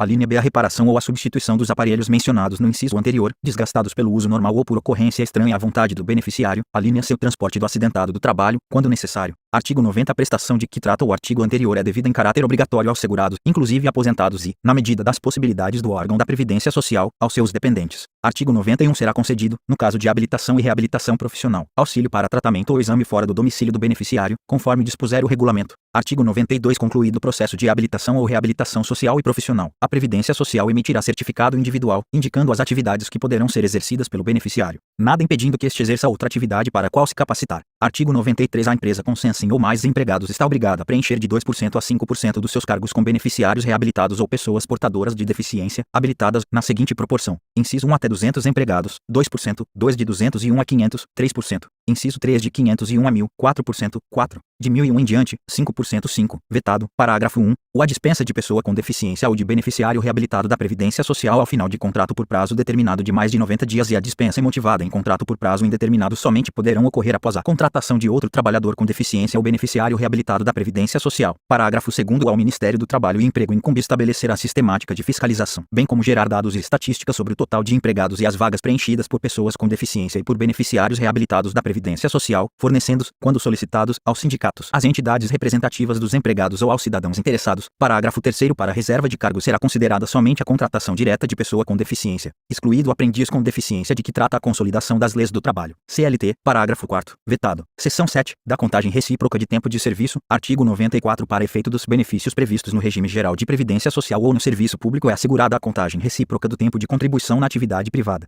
rural e urbana, e do tempo de contribuição ou de serviço na administração pública, hipótese em que os diferentes sistemas de previdência social se compensarão financeiramente. Parágrafo 1º. A compensação financeira será feita ao sistema que o interessado estiver vinculado ao requerer o benefício pelos demais sistemas, em relação aos respectivos tempos de contribuição ou de serviço, conforme dispuser o regulamento. Parágrafo 2º. Não será computado como tempo de contribuição, para efeito dos benefícios previstos em regimes próprios de previdência social, o período em que o segurado contribuinte individual ou facultativo tiver contribuído na forma do parágrafo 2º do artigo 21 da Lei nº 8.212, de 1991, salvo se complementadas as contribuições na forma do parágrafo 3º do mesmo artigo. Artigo 95. Revogado. Artigo 96. O tempo de contribuição ou de serviço de que trata esta seção será contado de acordo com a legislação pertinente, observadas as normas seguintes. Inciso 1. Não será admitida a contagem em dobro ou em outras condições especiais. 2. É vedada a contagem de tempo de serviço público com o de atividade privada. quando concomitantes. Inciso 3 não será contado por um sistema o tempo de serviço utilizado para a concessão de aposentadoria pelo outro. 4. O tempo de serviço anterior ou posterior à obrigatoriedade de filiação à Previdência Social só será contado mediante indenização da contribuição correspondente ao período respectivo, com acréscimo de juros moratórios de 0,5% ao mês, capitalizados anualmente, e multa de 10%. Inciso 5 é vedada a emissão de certidão de tempo de contribuição, CTC, com o registro exclusivo de tempo de serviço, sem a comprovação de contribuição efetiva, exceto para o segurado empregado, empregado doméstico, trabalhador avulso e, a partir de 1º de abril de 2003, para o contribuinte individual que presta serviço à empresa obrigada a arrecadar a contribuição a seu cargo, observado o disposto no parágrafo 5º do artigo 4º da Lei nº 10.666, de 2003. Inciso 6 a CTC somente poderá ser emitida por regime próprio de previdência social para o servidor. Inciso 7 é vedada a contagem recíproca de tempo de contribuição do RGPS por regime próprio de previdência social sem a emissão da CTC correspondente, ainda que o tempo de contribuição referente ao RGPS tenha sido prestado pelo servidor público ao próprio ente instituidor. Inciso 8 é vedada a desaverbação de tempo em regime próprio de previdência social quando o tempo averbado tiver gerado a concessão de vantagens remuneratórias ao servidor público em atividade. E, inciso 9 para fins de elegibilidade às aposentadorias especiais referidas no parágrafo 4º do artigo 40 e no parágrafo 1º do artigo 201 da Constituição Federal, os períodos reconhecidos pelo regime previdenciário de origem como de tempo especial, sem conversão em tempo comum, deverão estar incluídos nos períodos de contribuição compreendidos na CTC discriminados de data a data. Parágrafo único. O disposto no inciso 5 do caput deste artigo não se aplica ao tempo de serviço anterior à edição da Emenda Constitucional nº 20, de 15 de dezembro de 1998, que tenha sido equiparado por lei a tempo de contribuição. Artigo 97. A aposentadoria por tempo de serviço, com contagem de tempo na forma desta seção, será concedida ao segurado do sexo feminino a partir de 25 anos completos de serviço e, ao segurado do sexo masculino, a partir de 30 anos completos de serviço, ressalvadas as hipóteses de redução previstas em lei. Artigo 98. Quando a soma dos tempos de serviço ultrapassar 30 anos, se do sexo feminino, e 35 anos, se do sexo masculino, o excesso não será considerado para qualquer efeito. Artigo 99. O benefício resultante de contagem de tempo de serviço na forma desta seção será concedido e pago pelo sistema que o interessado estiver vinculado ao requerê-lo, e calculado na forma da respectiva legislação. Seção 8 das disposições diversas relativas às prestações. Artigo 100. Vetado. Artigo 101. O segurado em gozo de auxílio por incapacidade temporária, auxílio acidente ou aposentadoria por incapacidade permanente e o pensionista inválido, cujos benefícios tenham sido concedidos judicial ou administrativamente, estão obrigados, sob pena de suspensão do benefício, a submeter-se a: inciso 1, exame médico a cargo da Previdência Social para avaliação das condições que ensejaram sua concessão ou manutenção. 2. Processo de reabilitação profissional prescrito e custeado pela Previdência Social. E, inciso 3, tratamento oferecido gratuitamente, exceto o cirúrgico e a transfusão de sangue, que são facultativos. Parágrafo 1. O aposentado por invalidez e o pensionista inválido que não tenham retornado à atividade estarão isentos do exame de que trata o caput deste artigo. Inciso 1. Após completarem 55 anos ou mais de idade quando decorridos 15 anos da data da concessão da aposentadoria por invalidez ou do auxílio-doença que a precedeu, ou 2. Após completarem 60 anos de idade. Parágrafo 2. A isenção de que trata o parágrafo 1º não se aplica quando o exame tem as seguintes finalidades. Inciso 1.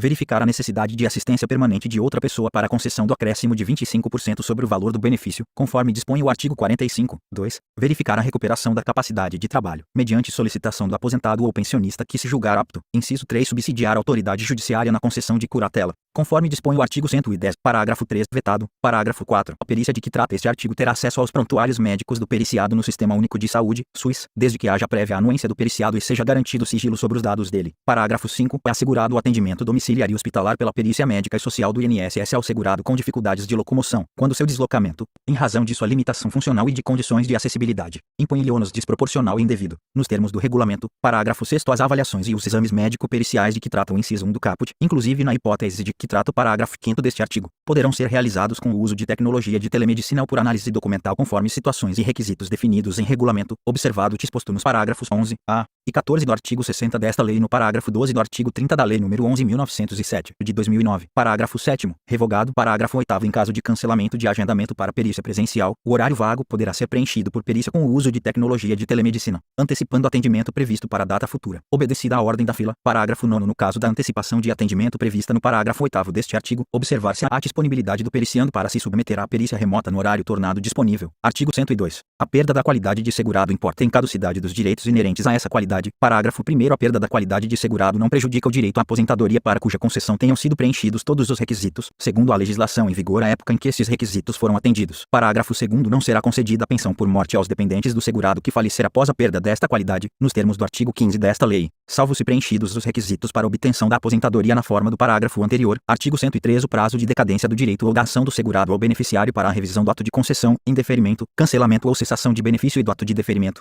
indeferimento ou não concessão de revisão de benefício é de 10 anos, contado, inciso 1 do dia 1º do mês subsequente ao do recebimento da primeira prestação ou da data em que a prestação deveria ter sido paga com o valor revisto, ou 2 do dia em que o segurado tomar conhecimento da decisão de indeferimento, cancelamento ou cessação do seu pedido de benefício ou da decisão de deferimento ou indeferimento de revisão de benefício, no âmbito administrativo. Parágrafo único. Prescreve em 5 anos, a contar da data em que deveriam ter sido pagas, toda e qualquer ação para haver prestações vencidas ou quaisquer restituições ou diferenças devidas pela Previdência Social, salvo o direito dos menores, incapazes e ausentes, na forma do Código Civil, artigo 103 a. O direito da Previdência Social de anular os atos administrativos de que decorram efeitos favoráveis para os seus beneficiários decai em 10 anos, contados da data em que foram praticados, salvo comprovada má-fé. Parágrafo 1º. No caso de efeitos patrimoniais contínuos, o prazo decadencial contar-se-á da percepção do primeiro pagamento. Parágrafo 2º. Considera-se exercício do direito de anular qualquer medida de autoridade administrativa que importe impugnação à validade do ato. Artigo 104. As ações referentes à prestação por acidente do trabalho prescrevem em 5 anos, observado o disposto no artigo 103 desta lei, contados da data, inciso 1 do acidente, quando dele resultar a morte ou a incapacidade temporária,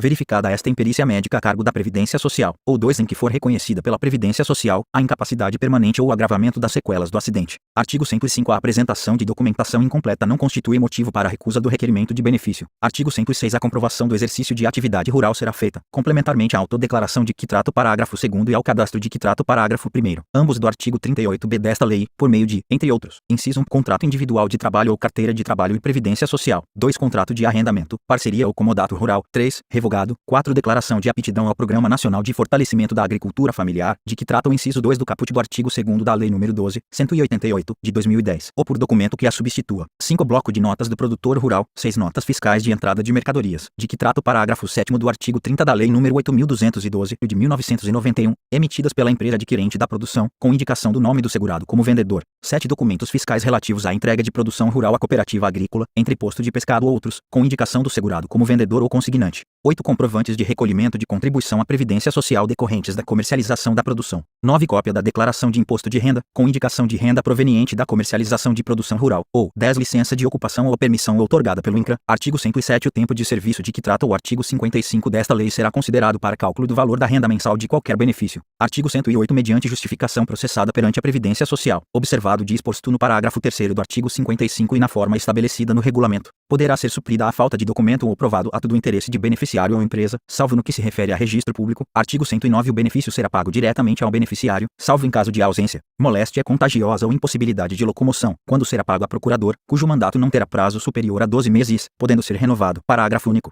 A impressão digital do beneficiário incapaz de assinar, aposta na presença de servidor da Previdência Social, vale como assinatura para quitação de pagamento de benefício. Artigo 110. O benefício devido ao segurado ou dependente civilmente incapaz será feito ao cônjuge, pai, mãe, tutor ou curador, admitindo-se, na sua falta e por período não superior a 6 meses, o pagamento a herdeiro necessário, mediante termo de compromisso firmado no ato do recebimento. Parágrafo 1º. Para efeito de curatela, no caso de interdição do beneficiário, a autoridade judiciária pode louvar-se no laudo médico pericial da Previdência Social. Parágrafo 2º. O dependente excluído, na forma do parágrafo 7º do artigo 16 desta lei, ou que tenha parte provisoriamente suspensa, na forma do parágrafo 7º do artigo 77 desta lei, não poderá representar outro dependente para fins de recebimento e percepção do benefício. Parágrafo 3º. O dependente que perde o direito à pensão por morte, na forma do parágrafo 1º do artigo 74 desta lei, não poderá representar outro dependente para fins de recebimento e percepção do benefício. Artigo 110. A. No ato de requerimento de benefícios operacionalizados pelo INSS, não será exigida a apresentação de termo de curatela de titular ou de beneficiário com deficiência, observados os procedimentos a serem estabelecidos em regulamento. Artigo 111. O segurado menor poderá, conforme dispuser o regulamento, firmar recibo de benefício, independentemente da presença dos pais ou do tutor. Artigo 112. O valor não recebido em vida pelo segurado só será pago aos seus dependentes habilitados à pensão por morte ou, na falta deles, aos seus sucessores na forma da lei civil, independentemente de inventário ou arrolamento. Artigo 113. O benefício poderá ser pago mediante depósito em conta corrente ou por autorização de pagamento, conforme se dispuser em regulamento. Parágrafo único. Revogado. Artigo 114. Salvo quanto a valor devido à Previdência Social e a desconto autorizado por esta lei, ou derivado da obrigação de prestar alimentos reconhecida em sentença judicial, o benefício não pode ser objeto de penhora,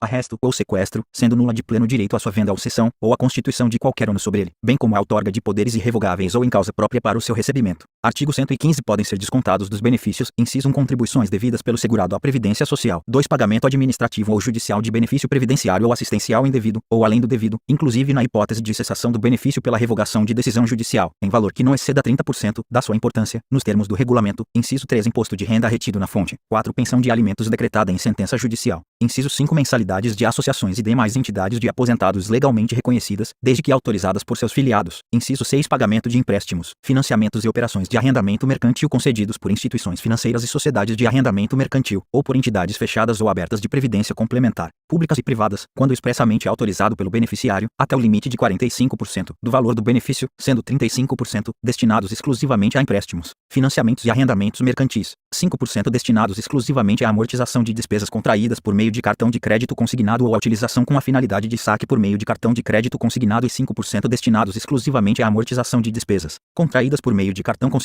de benefício ou à utilização com a finalidade de saque por meio de cartão consignado de benefício. A linha A, revogada. A linha B, revogada. Parágrafo 1º. Na hipótese do inciso 2, o desconto será feito em parcelas, conforme dispuser o regulamento, salvo má-fé. Parágrafo 2º. Na hipótese dos incisos 2 e 6 haverá prevalência do desconto do inciso 2. Parágrafo 3º. Serão inscritos em dívida ativa pela Procuradoria-Geral Federal os créditos constituídos pelo INSS em decorrência de benefício previdenciário ou assistencial pago indevidamente ou além do devido, inclusive na hipótese de cessação do benefício pela revogação de decisão judicial, nos termos da Lei nº 6.830, de 1980, para a execução judicial. Parágrafo 4º. Será objeto de inscrição em dívida ativa, para os fins do disposto no parágrafo 3º deste artigo, em conjunto ou separadamente, o terceiro beneficiado que sabia ou deveria saber da origem do benefício pago indevidamente em razão de fraude, de dolo ou de coação, desde que devidamente identificado em procedimento administrativo de responsabilização. Parágrafo 5º. O procedimento de que trata o parágrafo 4º deste artigo será disciplinado em regulamento, nos termos da Lei nº 9.784, de 1999, e no artigo 27 do Decreto-Lei nº 4.657, de 1942. Parágrafo 6º. Revogado. Artigo 116. Será fornecido ao beneficiário demonstrativo minucioso das importâncias pagas, discriminando-se o valor da mensalidade, as diferenças eventualmente pagas com o período a que se referem os descontos efetuados. Artigo 117. Empresas, sindicatos e entidades fechadas de previdência complementar poderão, mediante celebração de acordo de cooperação técnica com o INSS, encarregar-se, relativamente a seus empregados, associados ou beneficiários, de requerer benefícios previdenciários por meio eletrônico, preparando-os e instruindo-os nos termos do acordo. Inciso 1. Revogado. 2. Revogado. 3. Revogado. Parágrafo único. Revogado. Artigo 117-A. Empresas, sindicatos e entidades fechadas de previdência complementar poderão realizar o pagamento integral dos benefícios previdenciários devidos a seus beneficiários, mediante celebração de contrato com o INSS, dispensada a licitação. Parágrafo 1º. Os contratos referidos no caput deste artigo deverão prever as mesmas obrigações, condições e valores devidos pelas instituições financeiras responsáveis pelo pagamento dos benefícios pelo INSS. Parágrafo 2º. As obrigações, condições e valores referidos no parágrafo 1º deste artigo serão definidos em ato próprio do INSS. Artigo 118. O segurado que sofreu acidente do trabalho tem garantida, pelo prazo mínimo de 12 meses, a manutenção do seu contrato de trabalho na empresa, após a cessação do auxílio-doença acidentário, independentemente de percepção de auxílio-acidente. Parágrafo único. Revogado. Artigo 119. Por intermédio dos estabelecimentos de ensino, sindicatos, associações de classe, Fundação Jorge Duprati Figueiredo de Segurança e Medicina do Trabalho Fundacentro, órgãos públicos e outros meios, serão promovidas regularmente instrução e formação com vistas a incrementar costumes e atitudes prevencionistas em matéria de acidente, especialmente do trabalho. Artigo 120. A Previdência Social ajuizará ação regressiva contra os responsáveis nos casos de, inciso 1, negligência quanto às normas padrão de segurança e higiene do trabalho indicadas para a proteção individual e coletiva. 2. Violência doméstica e familiar contra a mulher, nos termos da Lei nº 11.340, de 2006. Artigo 121. O pagamento de prestações pela Previdência Social em decorrência dos casos previstos nos incisos 1 e 2 do caput do artigo 120 desta lei não exclui a responsabilidade civil da empresa, no caso do inciso 1 ou do responsável pela violência doméstica e familiar, no caso do inciso 2. Artigo 122. Revogado. Parágrafo único. Revogado. Artigo 122.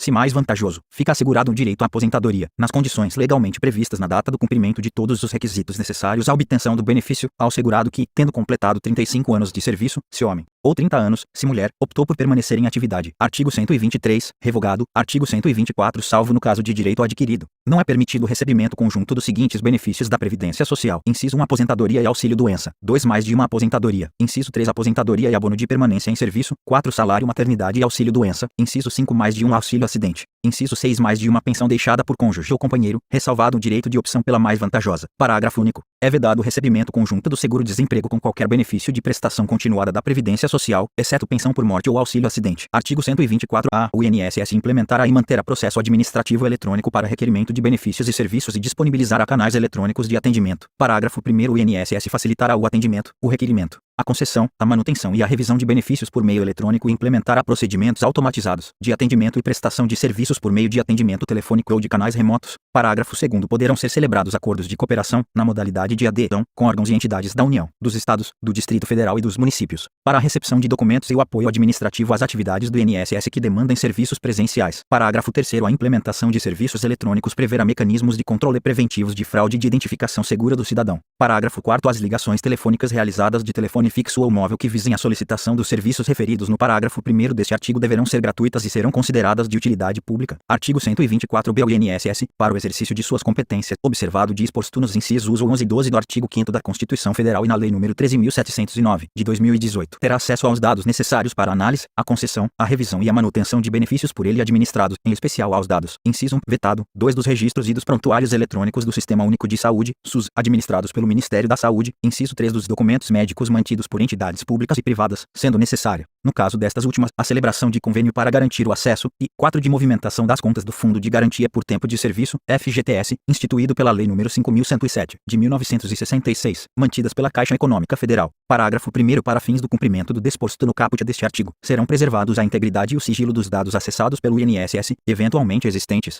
e o acesso aos dados dos prontuários eletrônicos do Sistema Único de Saúde, SUS, e dos documentos médicos mantidos por entidades públicas e privadas será exclusivamente franqueado aos peritos médicos federais designados pelo INSS. Parágrafo 2º. O Ministério da Economia terá acesso às bases de dados geridas ou administradas pelo INSS, incluída a folha de pagamento de benefícios com o detalhamento dos pagamentos. Parágrafo 3º. As bases de dados e as informações de que tratam o caput e o parágrafo 1º deste artigo poderão ser compartilhadas com os regimes próprios de previdência social, para estrita utilização em suas atribuições relacionadas à recepção, à análise, à concessão, à revisão e à manutenção de benefícios por eles administrados, preservados a integridade dos dados e o sigilo eventualmente existente, na forma disciplinada conjuntamente pela Secretaria Especial de Previdência e Trabalho do Ministério da Economia e pelo gestor dos dados. Parágrafo 4º. Fica dispensada a celebração de convênio, de acordo de cooperação técnica ou de instrumentos congêneres para a efetivação do acesso aos dados de que trata o caput deste artigo, quando se tratar de dados hospedados por órgãos da administração pública federal, e caberá ao INSS a responsabilidade de arcar com os custos envolvidos, quando houver, no acesso ou na extração dos dados, exceto quando estabelecido de forma diversa entre os órgãos envolvidos. Parágrafo 5º. As solicitações de acesso a dados hospedados por entidades privadas possuem característica de requisição, dispensados a celebração de convênio, acordo de cooperação técnica ou instrumentos congêneres para a efetivação do acesso aos dados de que trata o caput deste artigo e o ressarcimento de eventuais custos, vedado o compartilhamento dos dados com demais entidades de direito privado. Parágrafo 6º. Excetua-se da vedação de que trata o parágrafo 5º deste artigo a autorização para compartilhamento com as entidades de previdência complementar das informações sobre o óbito de beneficiários dos planos de previdência por elas administrados. Artigo 124. Seu servidor responsável pela análise dos pedidos dos benefícios previstos nesta lei motivará suas decisões ou opiniões técnicas e responderá pessoalmente apenas na hipótese de dolo ou erro grosseiro. Artigo 124. A Administração Pública Federal desenvolverá ações de segurança da informação e comunicações, incluídas as de segurança cibernética, de segurança das infraestruturas, de qualidade dos dados e de segurança de interoperabilidade de bases governamentais, e efetuará sua integração, inclusive com as bases de dados e informações dos estados, dos municípios e do Distrito Federal, com o objetivo de atenuar riscos e inconformidades em pagamentos de benefícios sociais. Artigo 124-E, vetado. Artigo 124-F, vetado. Título 4 das disposições finais e transitórias. Artigo 125. Nenhum benefício ou serviço da Previdência Social poderá ser criado, majorado ou estendido, sem a correspondente fonte de custeio total. Artigo 125-A. Compete ao Instituto Nacional do Seguro Social, INSS, realizar, por meio dos seus próprios agentes, quando designados, todos os atos e procedimentos necessários à verificação do atendimento das obrigações não tributárias impostas pela legislação previdenciária e à imposição da multa por seu eventual descumprimento. Parágrafo 1º. A empresa disponibilizará a servidor designado por dirigente do INSS os documentos necessários à comprovação de vínculo empregatício, de prestação de serviços e de remuneração relativos a trabalhador previamente identificado. Parágrafo 2º. Aplica-se ao disposto neste artigo, no que couber, o artigo 126 desta lei. Parágrafo 3º. O disposto neste artigo não abrange as competências atribuídas em caráter privativo aos ocupantes do cargo de auditor fiscal da Receita Federal do Brasil previstas no inciso 1 do caput do artigo 6º da Lei nº 10.593, de 2002. Artigo 126.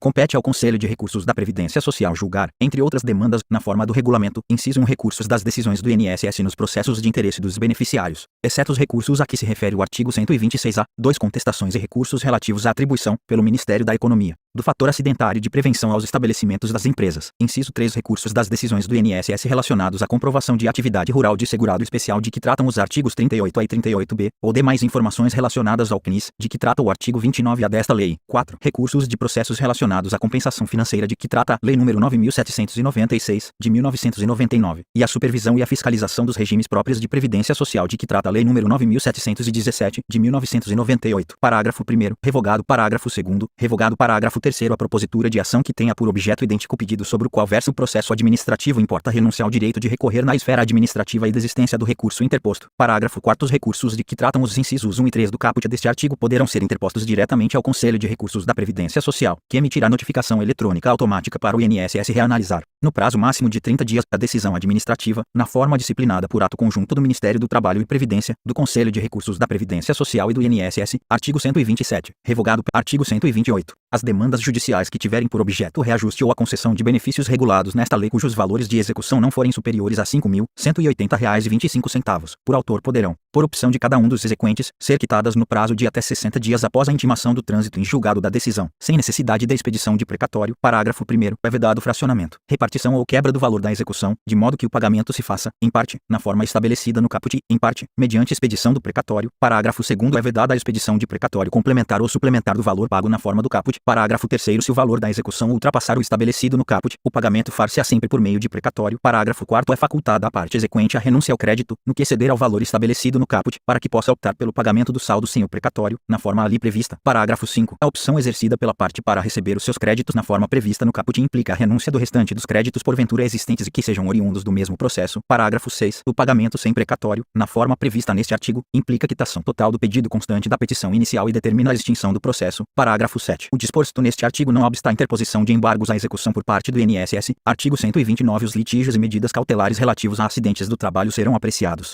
inciso 1, na esfera administrativa, pelos órgãos da Previdência Social, segundo as regras e prazos aplicáveis às demais prestações, com prioridade para a conclusão, e 2, na via judicial, pela Justiça dos Estados e do Distrito Federal, segundo o rito sumaríssimo, inclusive durante as férias forenses, mediante petição instruída pela prova de efetiva notificação do evento à Previdência Social, através de comunicação de acidente do trabalho CAT. Parágrafo único. O procedimento judicial de que trata o inciso 2 deste artigo é isento do pagamento de quaisquer custas e de verbas relativas à sucumbência. Artigo 129-A. Os litígios e as medidas cautelares relativos aos benefícios por incapacidade de que trata esta lei, inclusive os relativos a acidentes do trabalho, observaram o seguinte: 1. Quando o fundamento da ação for a discussão de ato praticado pela Perícia Médica Federal, a petição inicial deverá conter, em complemento aos requisitos previstos no artigo 319 do Código de Processo Civil, a linha A, descrição clara da doença e das limitações que ela impõe, a linha B, indicação da atividade para a qual o autor alega estar incapacitado, a linha C, possíveis inconsistências da avaliação médico-pericial discutida, e a linha D, declaração quanto à existência de ação judicial anterior com o objeto de que trata este artigo, esclarecendo os motivos pelos quais se entende não haver litispendência ou coisa julgada, quando for o caso. 2. Para atendimento do disposto no artigo 320 do Código de Processo Civil, a petição inicial, qualquer que seja o rito ou procedimento adotado, deverá ser instruída pelo autor com os seguintes documentos: a linha A, comprovante de indeferimento do benefício ou de sua não prorrogação, quando for o caso, pela administração pública; a linha B, comprovante da ocorrência do acidente de qualquer natureza ou do acidente do trabalho, sempre que houver um acidente apontado como causa da incapacidade; a linha C, documentação médica de que dispuser relativa à doença alegada como a causa da incapacidade discutida na via administrativa. Parágrafo 1º. Determinada pelo juízo a realização de exame médico pericial por perito do juízo. Este deverá, no caso de divergência com as conclusões do laudo administrativo, indicar em seu laudo de forma fundamentada as razões técnicas e científicas que amparam o dissenso, especialmente no que se refere à comprovação da incapacidade, sua data de início e a sua correlação com a atividade laboral do periciando. Parágrafo 2º. Quando a conclusão do exame médico pericial realizado por perito designado pelo juízo mantiver o resultado da decisão proferida pela perícia realizada na via administrativa, poderá o juízo, após a oitiva da parte autora, julgar improcedente o pedido. Parágrafo 3º. Se a controvérsia versar sobre outros pontos além do que exige exame médico pericial, observado o disposto no parágrafo 1º deste artigo, o juízo dará seguimento ao processo, com a citação do réu. Parágrafo 2º, parágrafo 3º, parágrafo 4º. Artigo 130. Na execução contra o Instituto Nacional do Seguro Social INSS, o prazo a que se refere o artigo 730 do Código de Processo Civil é de 30 dias. Artigo 131. O Ministro da Previdência e Assistência Social poderá autorizar o INSS a formalizar a desistência ou abster-se de propurações e recursos em processos judiciais sempre que a ação versar matéria sobre a qual haja declaração de inconstitucionalidade proferida pelo Supremo Tribunal Federal, STF, súmula ou jurisprudência consolidada do STF ou dos tribunais superiores. Parágrafo único. O Ministro da Previdência e Assistência Social disciplinará as hipóteses em que a Administração Previdenciária Federal, relativamente aos créditos previdenciários baseados em dispositivo declarado inconstitucional por decisão definitiva do Supremo Tribunal Federal, possa, a linha A, abster-se de constituí-los, a linha B, retificar o seu valor ou declará-los extintos, de ofício, quando houverem sido constituídos anteriormente, ainda que inscritos em dívida ativa, a linha C, formular desistência de ações de execução fiscal já ajuizadas, bem como deixar de interpor recursos de decisões judiciais. Artigo 132. A formalização de desistência ou transigência judiciais, por parte de procurador da Previdência Social, será sempre precedida da anuência, por escrito, do Procurador-Geral do Instituto Nacional do Seguro Social INSS, ou do presidente desse órgão, quando os valores em litígio ultrapassarem os limites definidos pelo Conselho Nacional de Previdência Social, CNPS. Parágrafo 1º. Os valores, a partir dos quais se exigirá a anuência do Procurador-Geral ou do Presidente do INSS, serão definidos periodicamente pelo CNPS, através de resolução própria. Parágrafo 2º. Até que o CNPS defina os valores mencionados neste artigo, deverão ser submetidos à anuência prévia do Procurador-Geral ou do Presidente do INSS à formalização de desistência ou transigência judiciais, quando os valores, referentes a cada segurado considerado separadamente, superarem, respectivamente, 10 ou 30 vezes o teto do salário de benefício. Artigo 133. A infração a qualquer dispositivo desta lei, para a qual não haja penalidade expressamente combinada, sujeita ao responsável, conforme a gravidade da infração, a multa variável de 100.000 cruzeiros a 10 milhões de cruzeiros. Parágrafo único. Revogado. Artigo 134. Os valores expressos em moeda corrente nesta lei serão reajustados nas mesmas épocas e com os mesmos índices utilizados para o reajustamento dos valores dos benefícios. Artigo 135. Os salários de contribuição utilizados no cálculo do valor de benefício serão considerados respeitando-se os limites mínimo e máximo vigentes nos meses a que se referirem. Artigo 135-A. Para o segurado filiado à Previdência Social até julho de 1994, no cálculo do salário de benefício das aposentadorias, exceto a aposentadoria por incapacidade permanente, o divisor considerado no cálculo da média dos salários de contribuição não poderá ser inferior a 108 meses. Artigo 136. Ficam eliminados o menor e o maior valor teto para cálculo do salário de benefício. Artigo 137. Fica extinto o Programa de Previdência Social aos Estudantes, instituído pela Lei nº 7004, de 1982, mantendo-se o pagamento dos benefícios de prestação continuada com data de início até a entrada em vigor desta lei. Artigo 138. Ficam extintos os regimes de previdência social instituídos pela Lei Complementar nº 11, de 1971, e pela Lei nº 6.260, de 1975, sendo mantidos, com valor não inferior ao do salário mínimo, os benefícios concedidos até a vigência desta lei. Parágrafo único. Para os que vinham contribuindo regularmente para os regimes a que se refere este artigo, será contado o tempo de contribuição para fins do regime geral de previdência social, conforme disposto no regulamento. Artigo 139. Revogado. Artigo 140. Revogado. Artigo 141. Revogado. Artigo 142. Para o segurado inscrito na Previdência Social Urbana até 24 de julho de 1991, bem como para o trabalhador e o empregador rural cobertos pela Previdência Social Rural, a carência das aposentadorias por idade, por tempo de serviço e especial obedecerá à seguinte tabela, levando-se em conta o ano em que o segurado implementou todas as condições necessárias à obtenção do benefício, ano de implementação das condições, meses de contribuição exigidos, 1991,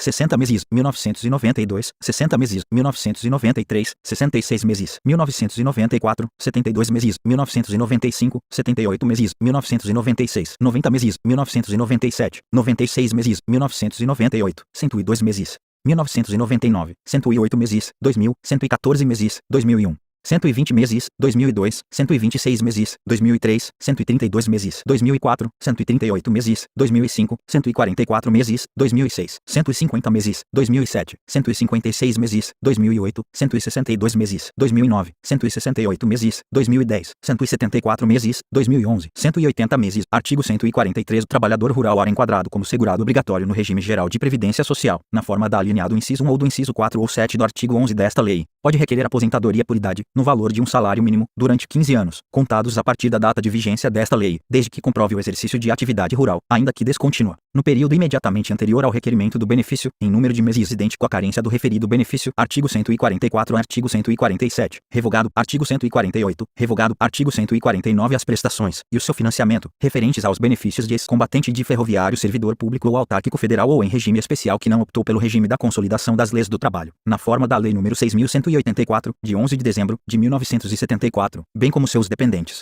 serão objeto de legislação específica. Artigo 150. Revogado. Artigo 151. Até que seja elaborada a lista de doenças mencionada no inciso 2 do artigo 26, independe de carência a concessão de auxílio-doença e de aposentadoria por invalidez, ao segurado que, após filiar-se ao RGPS, for acometido das seguintes doenças: tuberculose ativa, hanseníase, alienação mental, esclerose múltipla, hepatopatia grave, neoplasia maligna, cegueira, paralisia irreversível e incapacitante, cardiopatia grave, doença de Parkinson, espondiloartrose anquilosante, nefropatia grave, estado avançado da doença de Paget, osteite deformante, síndrome da deficiência imunológica adquirida, AIDS ou contaminação por radiação, com base em conclusão da medicina especializada. Artigo 152. Revogar. Artigo 153. O regime facultativo complementar de previdência social será objeto de lei especial, a ser submetida à apreciação do Congresso Nacional dentro do prazo de 180 dias. Artigo 154. O Poder Executivo regulamentará esta lei no prazo de 60 dias a partir da data da sua publicação. Artigo 155. Esta lei entra em vigor na data de sua publicação. Artigo 156. Revogam-se as disposições em contrário,